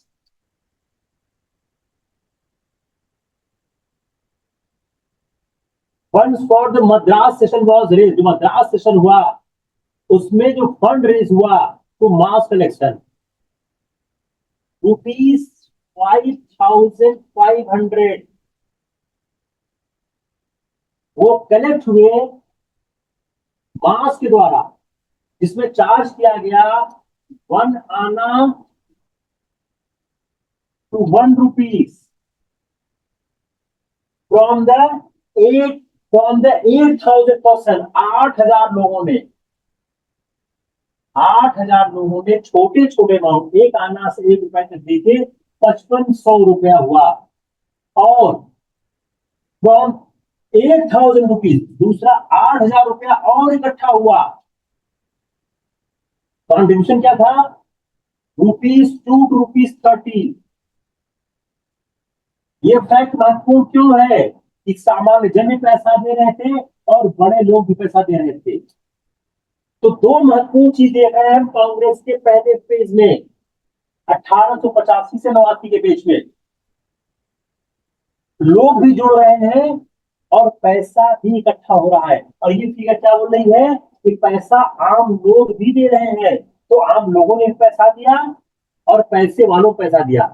ह्यूम ने एक बड़ा डिटरमाइंड उत्तर प्रस्तुत किया मुस्लिम सपोर्ट को प्राप्त करने को 1887-88 में। और बदरुद्दीन जी तैयब जी का जो फार्मूला आया 1887 के सेशन में, 1887 सेशन, जो 1887 का मद्रास का सेशन था, मद्रास, जिसमें बदरुद्दीन तैयब जी अध्यक्ष बने थे कांग्रेस के। उन्होंने उन्होंने क्या किया? एक रिजोल्यूशन पास किया। मैंने इस रिजोल्यूशन का जिक्र पिछले क्लास में हमने किया हुआ था। रिमेंबर, रेजोल्यूशन पास किया कि अगर किसी भी मेजॉरिटी का बल किसी प्रस्ताव का विरोध करता है वह स्वीकार नहीं किया जाएगा। Even more notable was the unique attempt again at the Hume initiative to rally the peasant support। एक peasant support की बात की गई, peasant support, किसानों के समर्थन को प्राप्त करने का प्रयास किया गया। पीजन सपोर्ट की बात की गई। 1887 में उन्होंने एक पंपलेट बांटा, 2 पॉपुलर पंपलेट, जो 12 रीजनल लैंग्वेज, 2 पॉपुलर पैम्फलेट्स, और इसको 12 रीजनल लैंग्वेजेस में बांटा गया, सर्कुलेट किया गया। इनको 12 रीजनल लैंग्वेज में सर्कुलेट किया गया। जो अलीगढ़ मुस्लिम एलाइट था, they still felt that they had a lot to lose from elected council। देखिए, अब मुसलमान इसमें इलेक्टेड काउंसिल का अपोज कर रहे थे। क्यों? उनको लग रहा था अगर इलेक्शन होगा, because Hindus are in majority, वो डोमिनेट कर जाएंगे। दूसरा, इंग्लिश एजुकेशन मुसलमानों के पास नहीं थी, वो हिंदुओं के पास थी। तो अगर किसी कंपटीशन एग्जाम का रिक्रूटमेंट होगा तो चूंकि वो इंग्लिश में होता था, तो इंग्लिश एजुकेटेड इंडियंस को ज्यादा फायदा होगा, मुसलमानों को कम होगा। द 1893 स्ट्रेंथन, 1893 तक मुस्लिम का जो एलिनेशन है बढ़ने लगा। Percentage of Muslim delegate Congress जो 1885 से 92 तक, 1885 टू 1892, जो मुस्लिम परसेंटेज था कांग्रेस में था 13%, जो था 13.5%। मुस्लिम रिप्रेजेंटेशन 1885 से 1892 था 13.9%। यह हो गया, उसके बाद हो गया 7%। 1892 के बाद यह गिर के 7% होता। 1893 इसका आप इस्तेमाल करोगे कम्युनिज्म में, धर्मनिरपेक्षता में। 1893 से 1905 घट के 7.1% हो गया। तो मुस्लिम समर्थन गिर रहा था। हाउएवर, लेकिन उसके बाद देखिए, ये कांग्रेस की विफलता में आप ऐड करोगे, कांग्रेस ने काम क्यों नहीं किया? Congress leader was not worried. Why? Because at that point of time there was no rival Muslim political organization has emerged which can threaten the paramountcy of the Congress. इसलिए no special attempt have been made after 1887 to 88. It appears that because there was no rival Muslim organization, therefore no attempt has been made by the Congress after 1887-88 तो वो मुस्लिम opinion को अपनी ओर आकर्षित करने के लिए कोई अटेम्प्ट नहीं लिया गया. The peasant strategy of Hume was abandoned even more quickly as soon as it was found to have aroused intense official suspicion and hostility. जो एक ह्यूम की मैंने बताया कि ह्यूम ने 1887 में पीजेंट के पक्ष में पर्चे बांटे, पॉम्पलेट बांटे, उसको भी हटा दिया गया क्योंकि उनको लगने लगा कि जो ऑफिशियल लोग हैं उनकी हॉस्टिलिटी होगी और सस्पेंशन होगा.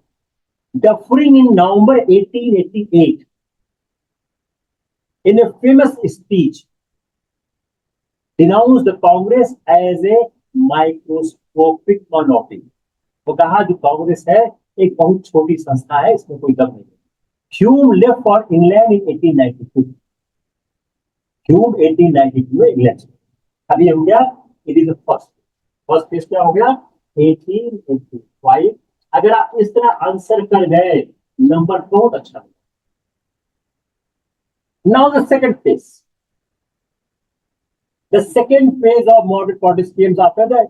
जब ह्यूम भारत से इंग्लैंड चले गए तो 1890 के दशक में कांग्रेस दो टर्म में थी. उस समय डिसीजन कांग्रेस का एक कॉकस में थी जिसमें कौन थे? सुरेंद्र नाथ बनर्जी, ओमेशन बनर्जी, आनंद चार्लू, फिरोज शाह मेहता. ये चार आदमी का कॉकस था. वो सारा का सारा फैसला लेता था.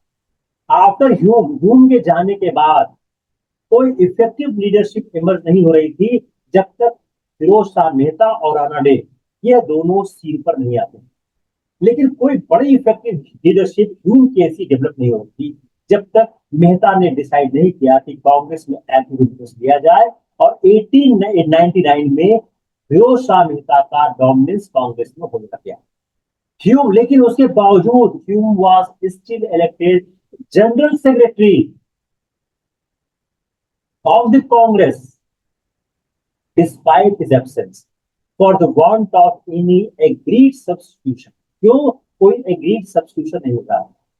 These were the years when failures in India led to shift in emphasis almost entirely to campaign in England to British Committee of the Congress headed by Wittenberg, Hume and Nauroji with their General India. यह वो दौर था 1882 के बाद का, जो 1893 के बाद तक जो दौर था उसमें जो शिफ्ट है वह इंडिया में आंदोलन चलाने के बजाय ज्यादातर कैंपेन ब्रिटिश में हो रहा था. जो ब्रिटिश कमेटी जो उसका जनरल था इंडिया के माध्यम से, जिसमें तीन लोग महत्वपूर्ण थे, विडनबर्ग, ह्यूम एंड नौरोजी.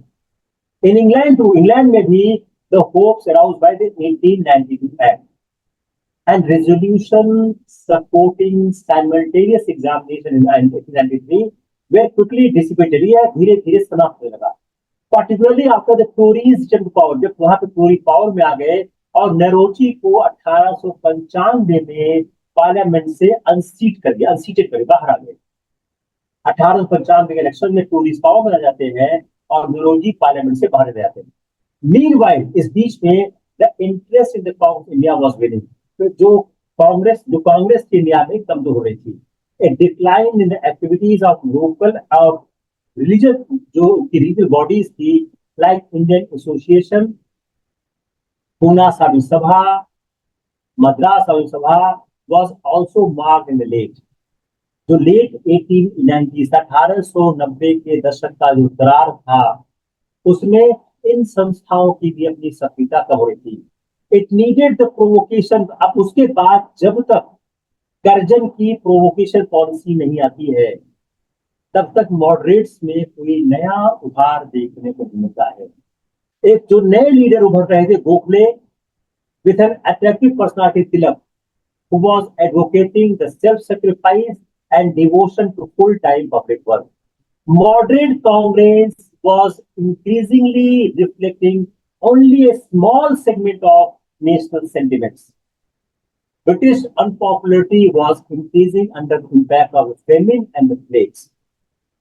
जो countervailing exercise and Curzon practice था, जो कर्जन के एग्रेसिव मेजर्स थे, वह लगातार बढ़ते जा रहे थे.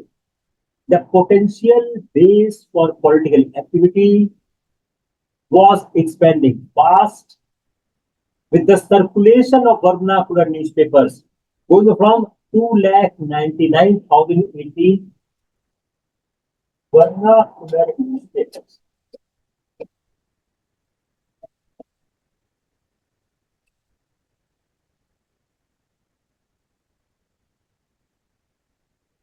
1892 में वर्नाकुलर न्यूज़पेपर्स जो पढ़ रहे थे, जो वर्नाकुलर न्यूज सबमिशन था 2,99,000 थे. 1885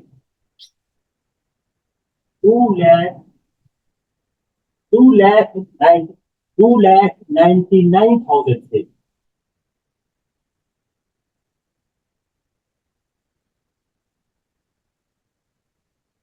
2,99,000 तब थे. ये 1885 में ये बढ़ के हो गए 1905 में. 1905 में ये बढ़ के हो गए 8,70,000. तो जो सर्कुलेशन थे वरना पर न्यूज पे लगातार बढ़. It was the significant that some of the most popular journals were those which were critical of Congress. जो कांग्रेस की आलोचना करते थे, कई महत्वपूर्ण newspaper for variety of reasons Congress की आलोचना कई कारणों से करते. उसमें कलकत्ता का जो बंगला भाषी था और पूना का केसरी कांत, ये कांग्रेस की लगातार आलोचना कर रहे थे और एक्सट्रीमिज्म के चरमपंथ के लिए रास्ते तैयार हुए. The starting point of the new approach was a two-fold critique of the moderate Congress for its Medicaid technique, Bhikmangi Rajneeti, of appealing to the British public opinion, failed to be both futile and dishonorable. जो एक भिकमंगी राजनीति कांग्रेस की थी कि British public opinion पे appeal करें, हम उनसे भीख मांगे, यह यह निरर्थक साबित हो रही थी और यह शर्मनाक हो रही थी. And for its being no more than a moment of an English educated elite from the common people. जिससे क्या हो रहे थे, जो इंग्लिश एजुकेटेड लोग थे वो कॉमन पीपल से अलग हो रहे थे.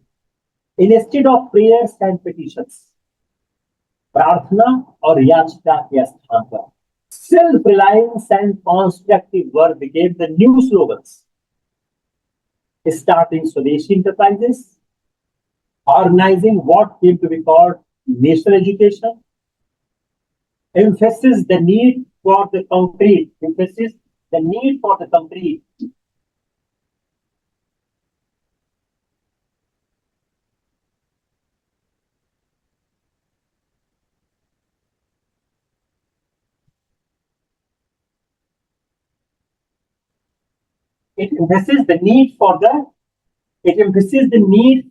concrete action. तो जो स्टार्ट है तो swadeshi enterprises, organising what came to be called national education and emphasising the need for concrete work in village, self help.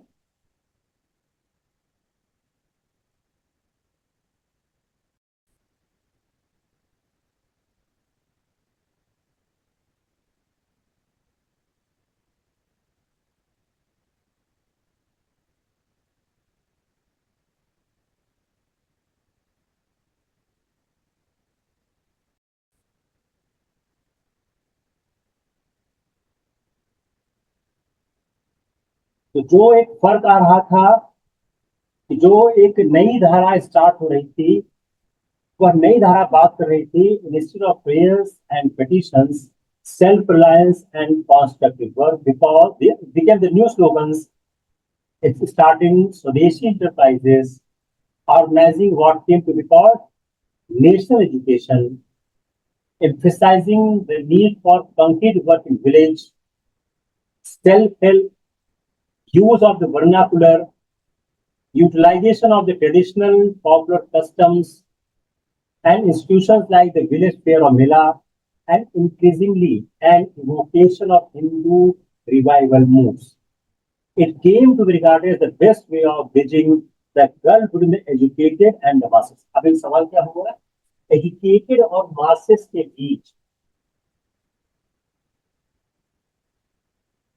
Educated और मासेस के बीच जो गर्ल था उसको किस तरह दूर किया, इनके बीच दूरी थी, उस दूरी को कैसे काटा गया।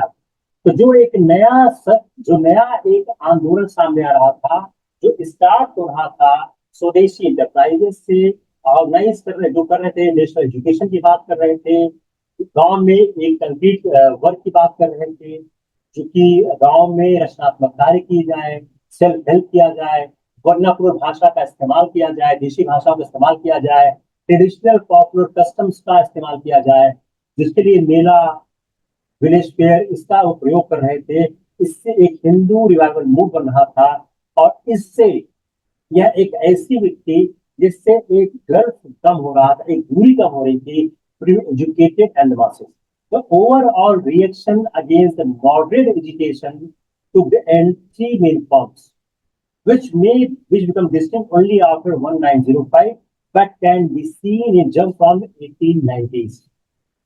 It is somewhere non-political trend towards self-development through the constructive work.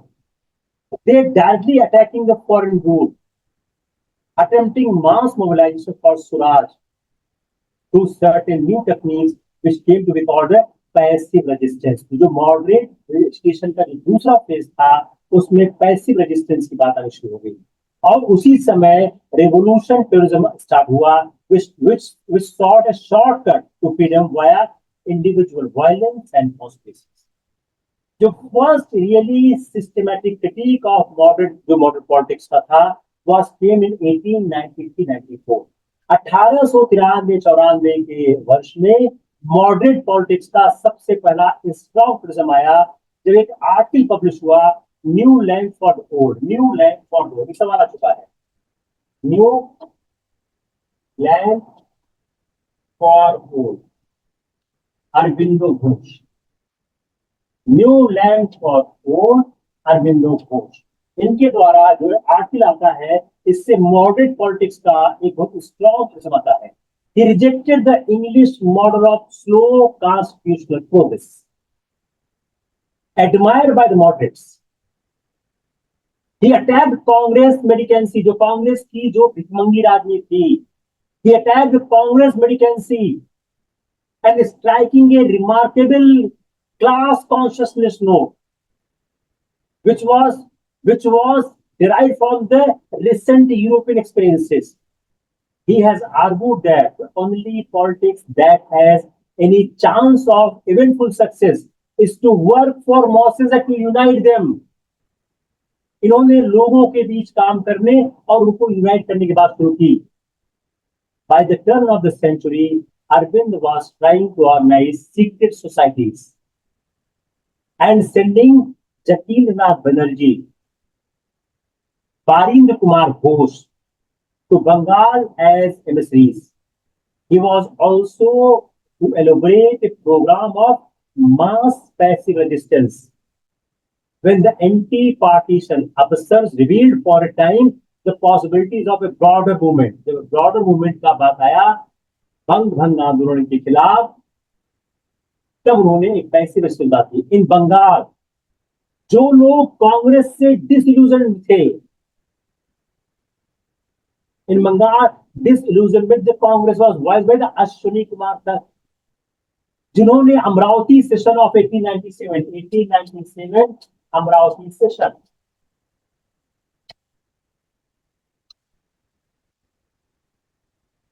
जिन्होंने 1897 के अमरावती सेशन में बोला कांग्रेस कुछ नहीं है, एक 3 दिन का तमाशा है। Rabindranath Tagore contributed to patriotism not only through poems and short stories, सिर्फ पोएम और शॉर्ट स्टोरी से ही नहीं, वो तो कर ही रहे थे, but also more directly through the attack on the Congress militancy। Congress की भिखमंगी राजनीति पर अटैक करने लगे। repeatedly calls for the आत्मशक्ति through स्वदेशी enterprises and national education and extremely perceptive suggestions for mass contact। 3 बात इन्होंने कहनी शुरू की, रविन्द्रनाथ टैगोर अपनी पोयम से, अपने लेखन से तो बात कर ही रहे थे। वो कांग्रेस की जो मिलिटेंसी थी, कांग्रेस की भिखमंगी राजनीति थी, उस पर लगातार आक्रमण कर रहे थे। वो आत्मशक्ति की बात कर रहे थे, कैसे? थ्रू स्वदेशी इंटरप्राइजेस। दूसरा, नेशनल एजुकेशन। तीसरा, मास कॉन्ट्रैक्ट। तो मास कॉन्ट्रैक्ट कैसे? जन से संपर्क कैसे करोगे? Through melas, yatras and use of mother tongue. By the early years of the 20th century, Vivekananda's message was also being given a more direct political cover by his disciple, the Irish sister Nivedita। जो उनका experience था Irish में और other European revolutionary movements में, उसके सहायता से वह अपनी बात कह रही थी। इट वॉज टाइम जब स्वदेशी इंटरप्राइज सामने आ रहे थे। एक साइंटिस्ट थे Prafulla Chandra Roy, he started Bengal Chemicals in 1893। Bengal Prafulla Chandra Rai, एक सवाल भी आ चुका है, बंगाल केमिकल 1893 में वह बंगाल केमिकल की स्थापना कर रहे थे। तो बंगाल केमिकल की 1893 में स्थापना कर रहे थे। सतीश चंद्र मुखर्जी एक और हो गए, प्रफुल्ल चंद्र राय, सतीश मुखर्जी डॉन सोसाइटी एक हो गए, Prafulla Chandra Rai Bengal Chemicals, Satish Mukherjee Dawn Society, Rabindranath Tagore Shanti Niketan ashram, were experimenting with the new forms of education under indigenous control। देशी कंट्रोल, देशी आधिपत्य के तहत ये तीन महत्व आए। कौन कौन सा है? बंगाल केमिकल्स किसका था? प्रफुल्ल चंद्र राय का। दूसरा, सतीश मुखर्जी का डॉन सोसाइटी। रविन्द्रनाथ टैगोर का शांति निकेतन आश्रम।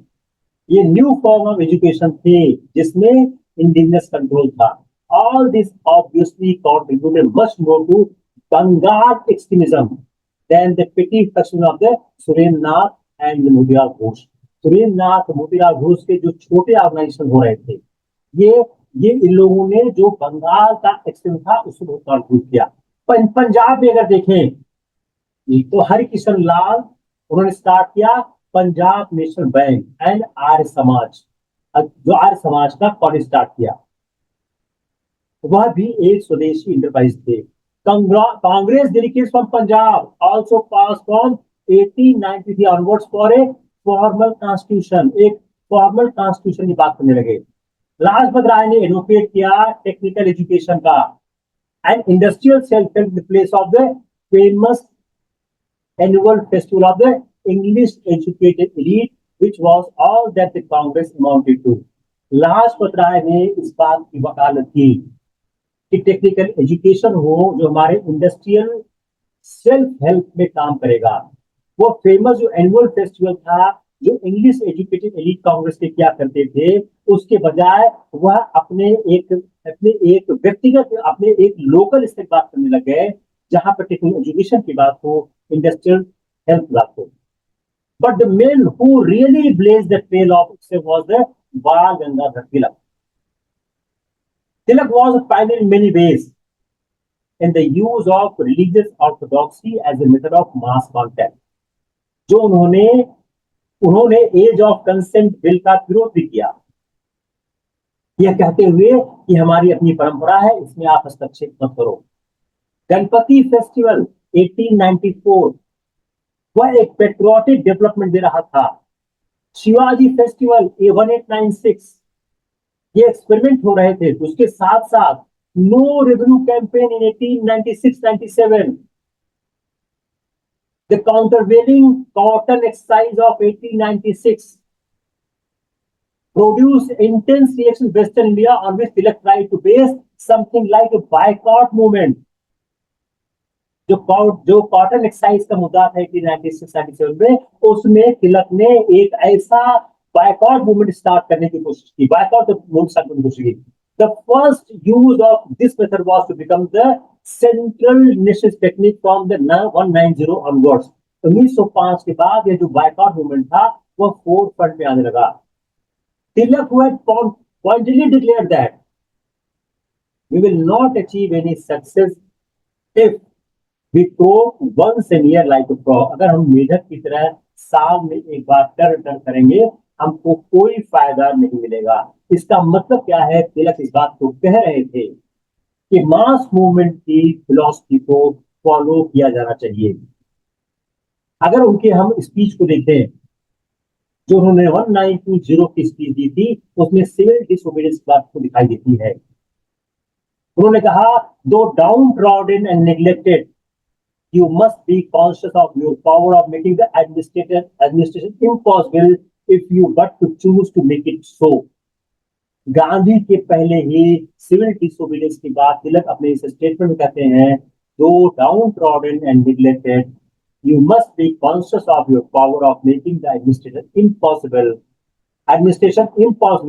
if you choose to make it so.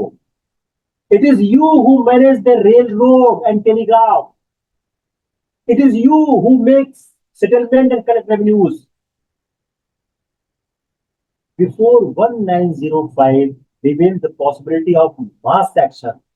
However, the obvious reaction to modernism was a call for individual violence. तिलक की यह बातें कह रही थी कि 1905 के पहले मास एक्शन की बात शुरू हो चुकी, लेकिन जो एक ऑब्वियस रिएक्शन आ रहा था मॉडरेट मेथड्स का, वो आ रहा था इंडिविजुअल वायलेंस. जो व्यक्तिगत आतंकवाद शुरू हो गया, व्यक्तिगत शौर्य शुरू हो गया. Constitutional education and terrorism were opposite poles. ये दोनों अपोजिट पोल्स थे. जो पुणे का प्लेग था 1897 में, उसमें वह फर्स्ट आउटब्रेक था रिवोल्यूशनरी टेररिज्म का, जब रैंड और आयरिस का मर्डर कर दिया चापेकर ब्रदर्स ने.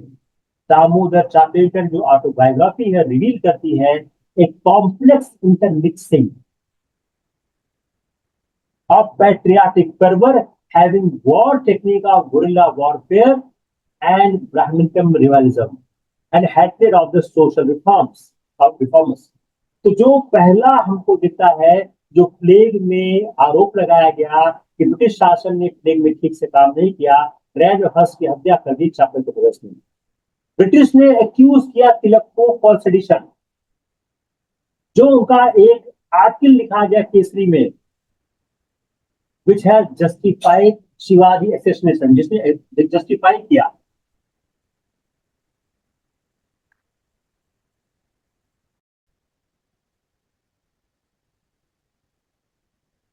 justified the Shivaji assassination of the Bijapur Afzal Khan. Afzal Khan जो केसरी आर्टिकल था वो जस्टिफाई कर रहा था जो शिवाजी ने हत्या की अफजल खान. यह कहा गया यह जो अफजल खान है वह विदेशी शासन का प्रतीक है. उनको 2 साल की जेल की गई और entire Congress has protested against this. अब हम इस अर्ली नेशनल मूवमेंट का इवोल्यूशन करने की कोशिश करते हैं. Let's analyze the earliest movement. It is true that nationalist movement and the National Congress did not achieve much success in early days.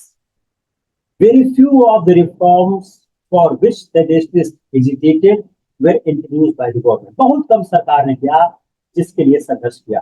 But they represented the most progressive force of the time. वो चीज लिखिए, पहला बहुत achieve नहीं कर पाए. जितने reform इन्होंने मांगे सरकार ने कम से कम दिए, लेकिन अपने समय के सबसे बड़े प्रोग्रेसिव फोर्स को रिप्रेजेंट कर रहे थे. It succeeded in created a wide national awakening. एक बहुत ही व्यापक राष्ट्रीय चेतना का प्रसार करने में सफल रहे. इन्होंने लोगों को अराउज किया, नेशनल सेंटिमेंट्स फीलिंग को उन्होंने हवा दी. They were able to arouse the feeling among the masses they belong to one common nation. वह एक राष्ट्रीय वह एक राष्ट्र को बिलोंग करते हुए एक राष्ट्र के व्यक्ति हैं। यह उन्होंने लोगों को समझाने का प्रयास किया, इंडियन नेशन की अवधारणा को प्रस्तुत किया। It made the people of India conscious of the bounds of the common political, economic, social and cultural interest. हमारे सबके राजनीतिक, आर्थिक, सामाजिक और सांस्कृतिक हित एक है, और हमारा एक कॉमन एनिमी है, वह साम्राज्यवाद है। हमारी एक कॉमन नेशनलिटी, हमारी एक राष्ट्रीयता है। इस train the people in the art, इन लोगों को ट्रेन किया पॉलिटिकल वर्क के लिए। उन्होंने डेमोक्रेसी की आइडिया को पॉपुलराइज किया, सिविल लिबर्टीज की बात लोगों तक पहुंचाई, सिविल लिबर्टी, सेकुलरिज्म, नेशनलिज्म की बात लोगों तक पहुंचाई, और एक मॉडर्न आउटलुक से लोगों का सरोकार कराया। ब्रिटिश शासन के जो इविल्स हैं, ब्रिटिश शासन की कमजोरियां हैं, ब्रिटिश शासन का अन्याय है, उससे लोगों के मध्य जागरूकता फैलाई। Most of all the early nationalist did pioneering work exposing the true character of the British imperialism in India. They linked nearly every important economic question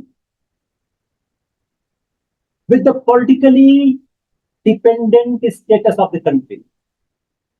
हमारा सारा आर्थिक प्रश्न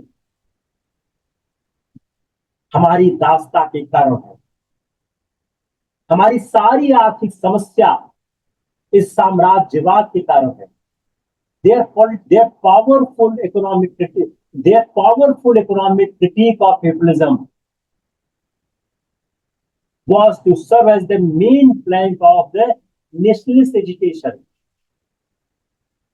In later years of active mass struggle against the British imperialism, जो उनकी आर्थिक आलोचना थी, साम्राज्यवाद की आर्थिक आलोचना, बाद के वर्षों के राष्ट्रीय आंदोलन का आधारभूत स्तंभ बनी। अपने इकोनॉमिक जो उनका एजुकेशन था, जो एक मॉरल फाउंडेशन था ब्रिटिश रूल का, उसको उन्होंने एक्सपोज कर दिया। और ब्रिटिश रूल के जो एक एक्सप्लॉइटिव कैरेक्टर था, जो उसका शोषणकारी चेहरा था, उसको बेनकाब कर दिया। The early national movement also evolved. The early national movement also evolved a common political and economic program around which the Indian people could gather and wage political struggle later on. उन्होंने एक ऐसा national movement बनाया, एक ऐसा common political और economic programme बनाया, जिसके आसपास सारे लोग इकट्ठा हो सके और एक राजनीतिक संघर्ष की ओर आगे बढ़ सके। It established the political truth that India must be ruled in the interest of Indians. उन्होंने यह राजनीतिक सत्य स्थापित किया कि भारत को अनिवार्य रूप से भारतीयों के हितों को ध्यान में रखते हुए शासित किया जाना चाहिए। It made the issue of nationalism a dominant one in Indian life. इन्होंने राष्ट्रीयतावाद को भारतीय जीवन का एक अभिन्न अंग बना दिया।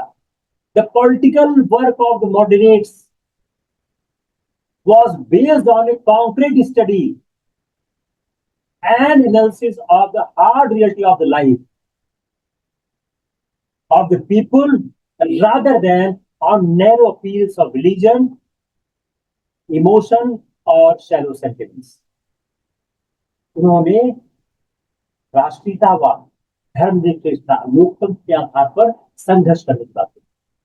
जो वीकनेस था of the early movement were to be remove by the succeeding generations. जो कमजोरी थी हमारे आरंभिक राष्ट्रीय आंदोलन की, उसको बाद की पीढ़ियों में उसको खत्म कर दिया। Its achievements were to serve as a base for more vigorous national movements in the later years. इनकी बहुत बड़ी उपलब्धि है। उन्होंने एक बेस बनाया, एक आधार बनाया, जिस पर आने वाले समय में आंदोलन स्थापित हुआ। It can therefore said to that In spite of their many weaknesses, the early nationalists laid strong foundations for the national movement to grow upon, and that they deserve a high place among the makers of the modern India. यह आपका 1905 तक का आंदोलन हुआ। 1905 तक का आंदोलन हमने किया। तो जो मेथड्स ऑफ मॉडरेट्स थे, अगर हम इसको और थोड़ा सिंप्लीफाई कर दे, हमने बहुत ही एक सारगर्भित लेक्चर करने की कोशिश की है। पहली बात तो क्या है, आप समझिए मेथड्स क्या। Total faith of British sense of justice, they were loyal to the British. वो इंग्लैंड की तरफ देखते थे एक गाइडिंग फोर्स की तरफ, इंग्लैंड हमको गाइड करे। वो इंग्लैंड के तरफ एक गाइडिंग फोर्स, वो उनसे विरोध नहीं करते, वो उनके गाइडिंग फोर्स हुआ करते। वो क्या करते थे, पिटीशंस थे, रेजोल्यूशंस थे, मीटिंग्स थे, पैम्फलेट्स थे। Their aim was to win political rights and self-government, stage by stage. अगर आप उनके पूरे मूवमेंट को देखें, मॉडरेट्स को, वो स्टेज बाय स्टेज चाह रहे थे। वो अगर आरंभ में वो ब्रिटिश गवर्नमेंट ने आरंभ में कांग्रेस को वेलकम भी किया। इन 1886 डफरिन ने टी पार्टी दिया for the Congress members in Calcutta, लेकिन बहुत जल्दी उनको लग गया कांग्रेस उनके नीतियों पर उनके अनुसार चल रही है। अगर हम अचीवमेंट को 5 पॉइंट में लिखने की कोशिश करें, आसान कर देते हैं। वाइड नेशनल अवेयरनेस, 5 पॉइंट लिखो। Wide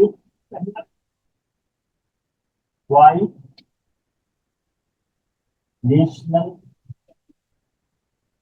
awareness.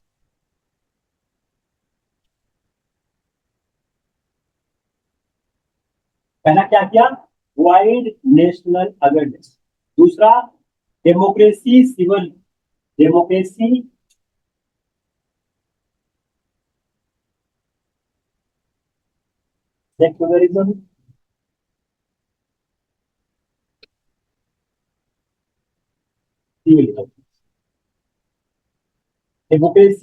Secularism, civil liberties, representative institution. इस आइडियाज को उन्होंने क्या किया, पॉपुलराइज किया।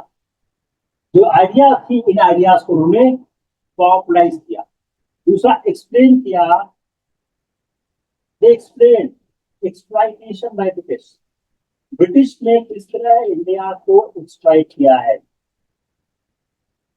इसको उन्होंने एक्सप्लेन किया।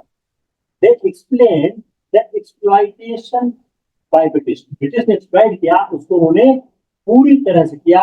जो poverty of unBritish to India है, जो ड्रीम ऑफ वेल्थ थ्योरी है, दादा भाई नौरोजी ने लिखा है, उसको उन्होंने किया।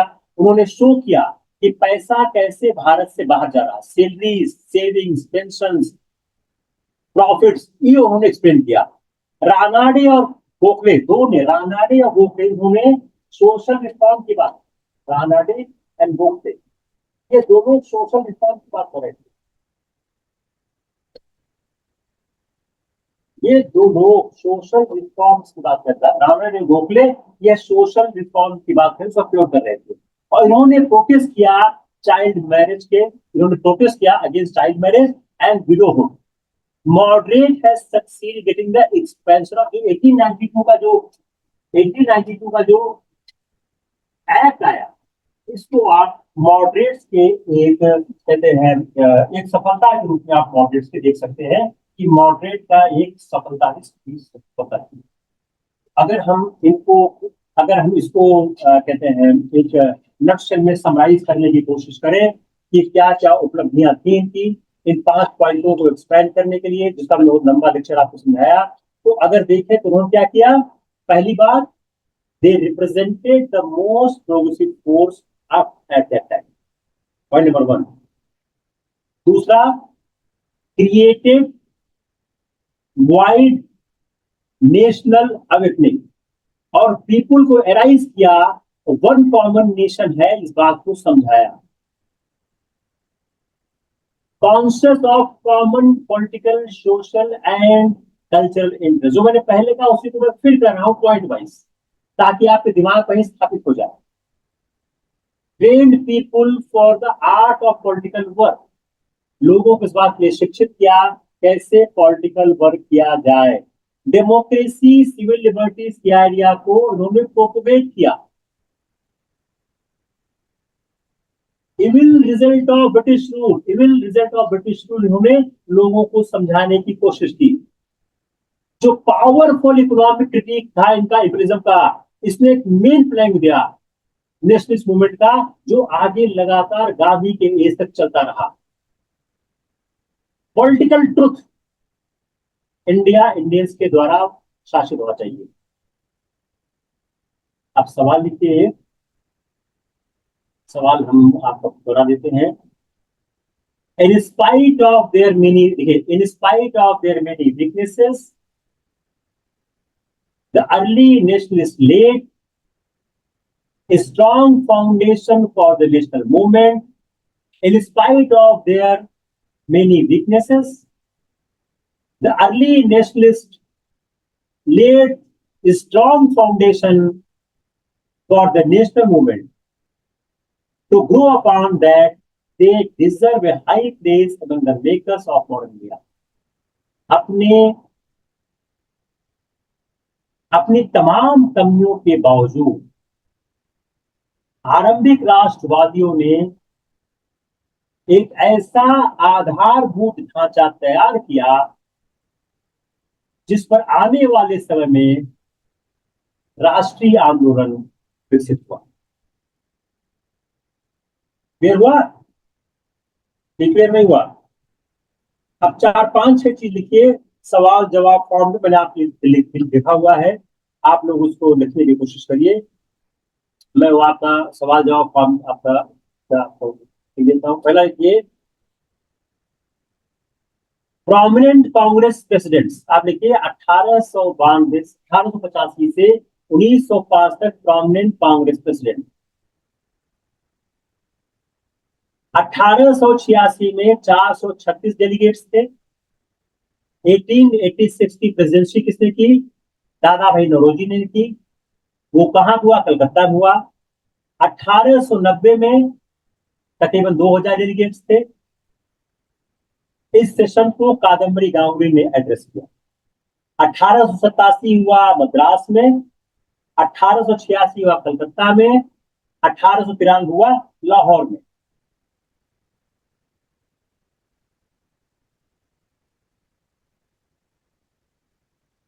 हो गया?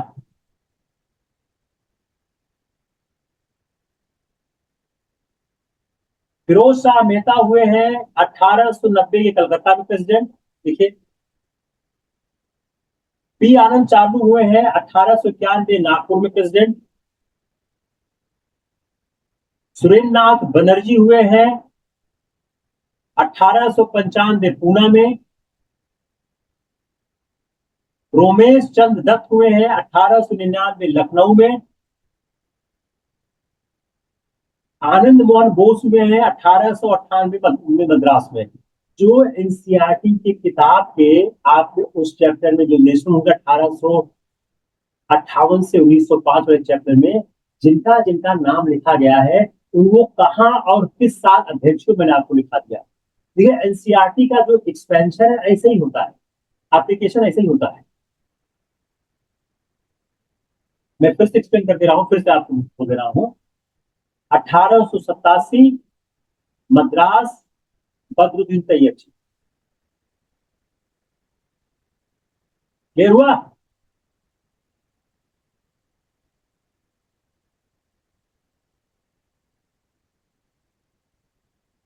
अठारह सौ नब्बे कलकत्ता फिरोज शाह मेहता।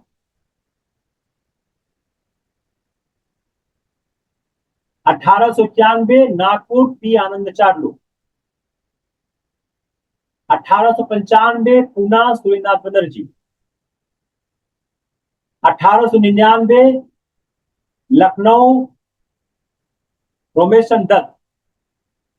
1898 मद्रास आनंद मोहन बोस। अगला, एजेंडा ऑफ अर्ली कांग्रेस, लिखिए इसको। What was the agenda was of the early Congress? arouse national feelings, पहला, arouse of national feelings, consolidation of the national feelings, and bringing of a large number of Indian people into the national politics. ठीक है। What is the viewpoint of the early nationalist? आरंभिक राष्ट्रवादियों का view point क्या था? The economic and political demand of the early nationalists were formulated with a view to unifying Indian people on the basis of a common economic and political program. What is the viewpoint of early nationalist Congress? का क्या था? इस सारे सवाल films में डाले जा सकते हैं, मैं इसको आप एक्सप्लेन कर रहा हूं। जो इकोनॉमिक और पॉलिटिकल डिमांड्स की अर्ली पॉलिटिकल लीडर्स की, अर्ली नेशनलिस्ट की, वो फॉर्मुलेट करना चाह रहे थे, unifying Indian people on the basis of common economic and political programme. Clear? Earliest nationalist Congress वाले चाहते क्या थे? Removal of India's poverty, rapid development of modern industries. The chief remedy, जो उन्होंने चीफ रेमेडी सजेस्ट की for removal of India's poverty, India की poverty को remove करने के लिए जो उन्होंने बताया, वो क्या बताया? रैपिड डेवलपमेंट, इसका, मॉडर्न इंडस्ट्री का। दूसरा, they wanted the government to promote modern industries through tariff protection, tariff protection के द्वारा, और direct government aid, tariff protection and direct government aid, tariff protection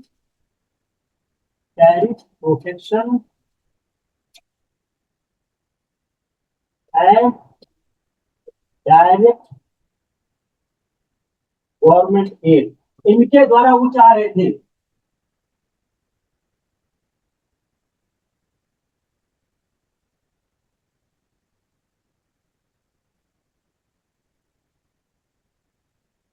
tariff protection and direct government aid, इनके द्वारा क्या चाह रहे थे? इंडिया की पॉवर्टी को रोकना। मॉडर्न इंडस्ट्री इससे प्रमोट होगी। स्वदेशी की आइडिया को इन्होंने प्रमोट किया। Swadeshi, they promoted the idea of the swadeshi, जिसमें इंडियन गुड्स का इस्तेमाल हो। बायकॉट, देखिए आप मिस्टेक हो जाए, ठीक से पढ़ोगे। बायकॉट किसका? फॉरेन गुड्स का, ब्रिटिश गुड्स का। Students of Poona and other towns of Maharashtra public work permit 1896, 1896 में काम हो गया था। आप लोग मिस्टेक कर दो गांधी पे जाके। पूना के छात्रों ने 1800, पूना के छात्रों ने महाराष्ट्र के शहरों में 1896 में ही विदेशी कपड़ों को जलाने की होली का काम कर दिया था। तो 5 पॉइंट मिल गया। जो प्रारंभिक राष्ट्रवादी थे वो भारत की गरीबी को, अब सवाल क्या हो गया फिल्म्स का? Just listen to question. जो आरंभिक राष्ट्रवादी थे वो भारत की गरीबी को दूर करने का रास्ता क्या बता रहे थे? तो रास्ता क्या हो रहा था? मॉडर्न इंडस्ट्रीज, गवर्नमेंट प्रमोट करे मॉडर्न इंडस्ट्रीज को। कैसे प्रमोट करे? टैरिफ का प्रोडक्शन करे, टैरिफ और एड, टैरिफ प्रोडक्शन और एड, गवर्नमेंट एड करे और टैरिफ का प्रोडक्शन करे। क्लियर हुआ? क्लियर हुआ? दूसरा उन्होंने क्या बोला? इंडिया का जो वेल्थ है वो ड्रेन हो रहा है इंग्लैंड में, और ड्रेन को स्टॉप किया जाए, ये लगातार कह रहे थे। उन्होंने लैंड रेवेन्यू को रिड्यूस करने की बात कही, टैक्सेशन को कम करने की बात कही। अगर टैक्सेशन कम होगा तो लोगों के जीवन में सुधार होगा, लोगों का जीवन बेहतर होगा। एग्रीगेट रिफॉर्म की बात कर रहे थे, उन्होंने क्या बोला, the high taxation one of the cause of India's poverty and demanded for the abolition of salt tax and reduction of the land revenue। High military expenditure को उन्होंने कम करने की बात कही।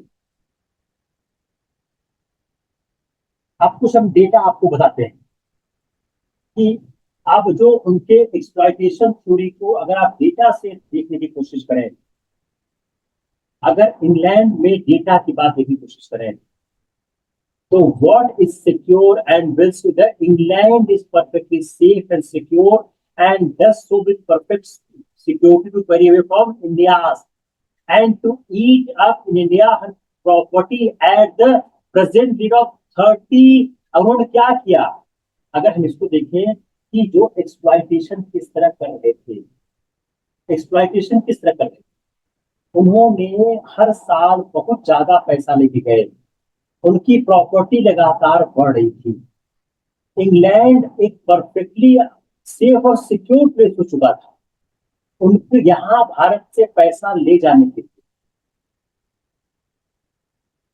अगर हम इस बात को समझने की कोशिश करें कि जो ब्रिटिश ने जो शासन ने जो किया, अगर दादा भाई नौरोजी का हम एक स्टेटमेंट पढ़ते हैं, the romance is that there is security of life.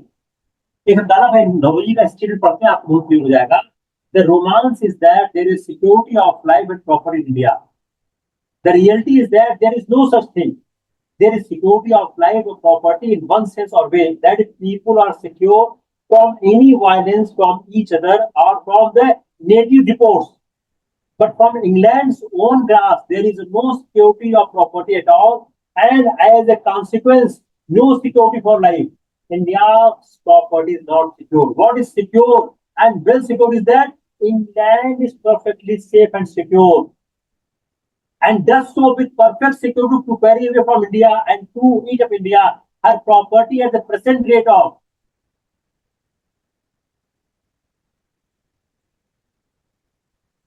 3 crore pound or 4 crore pound a year.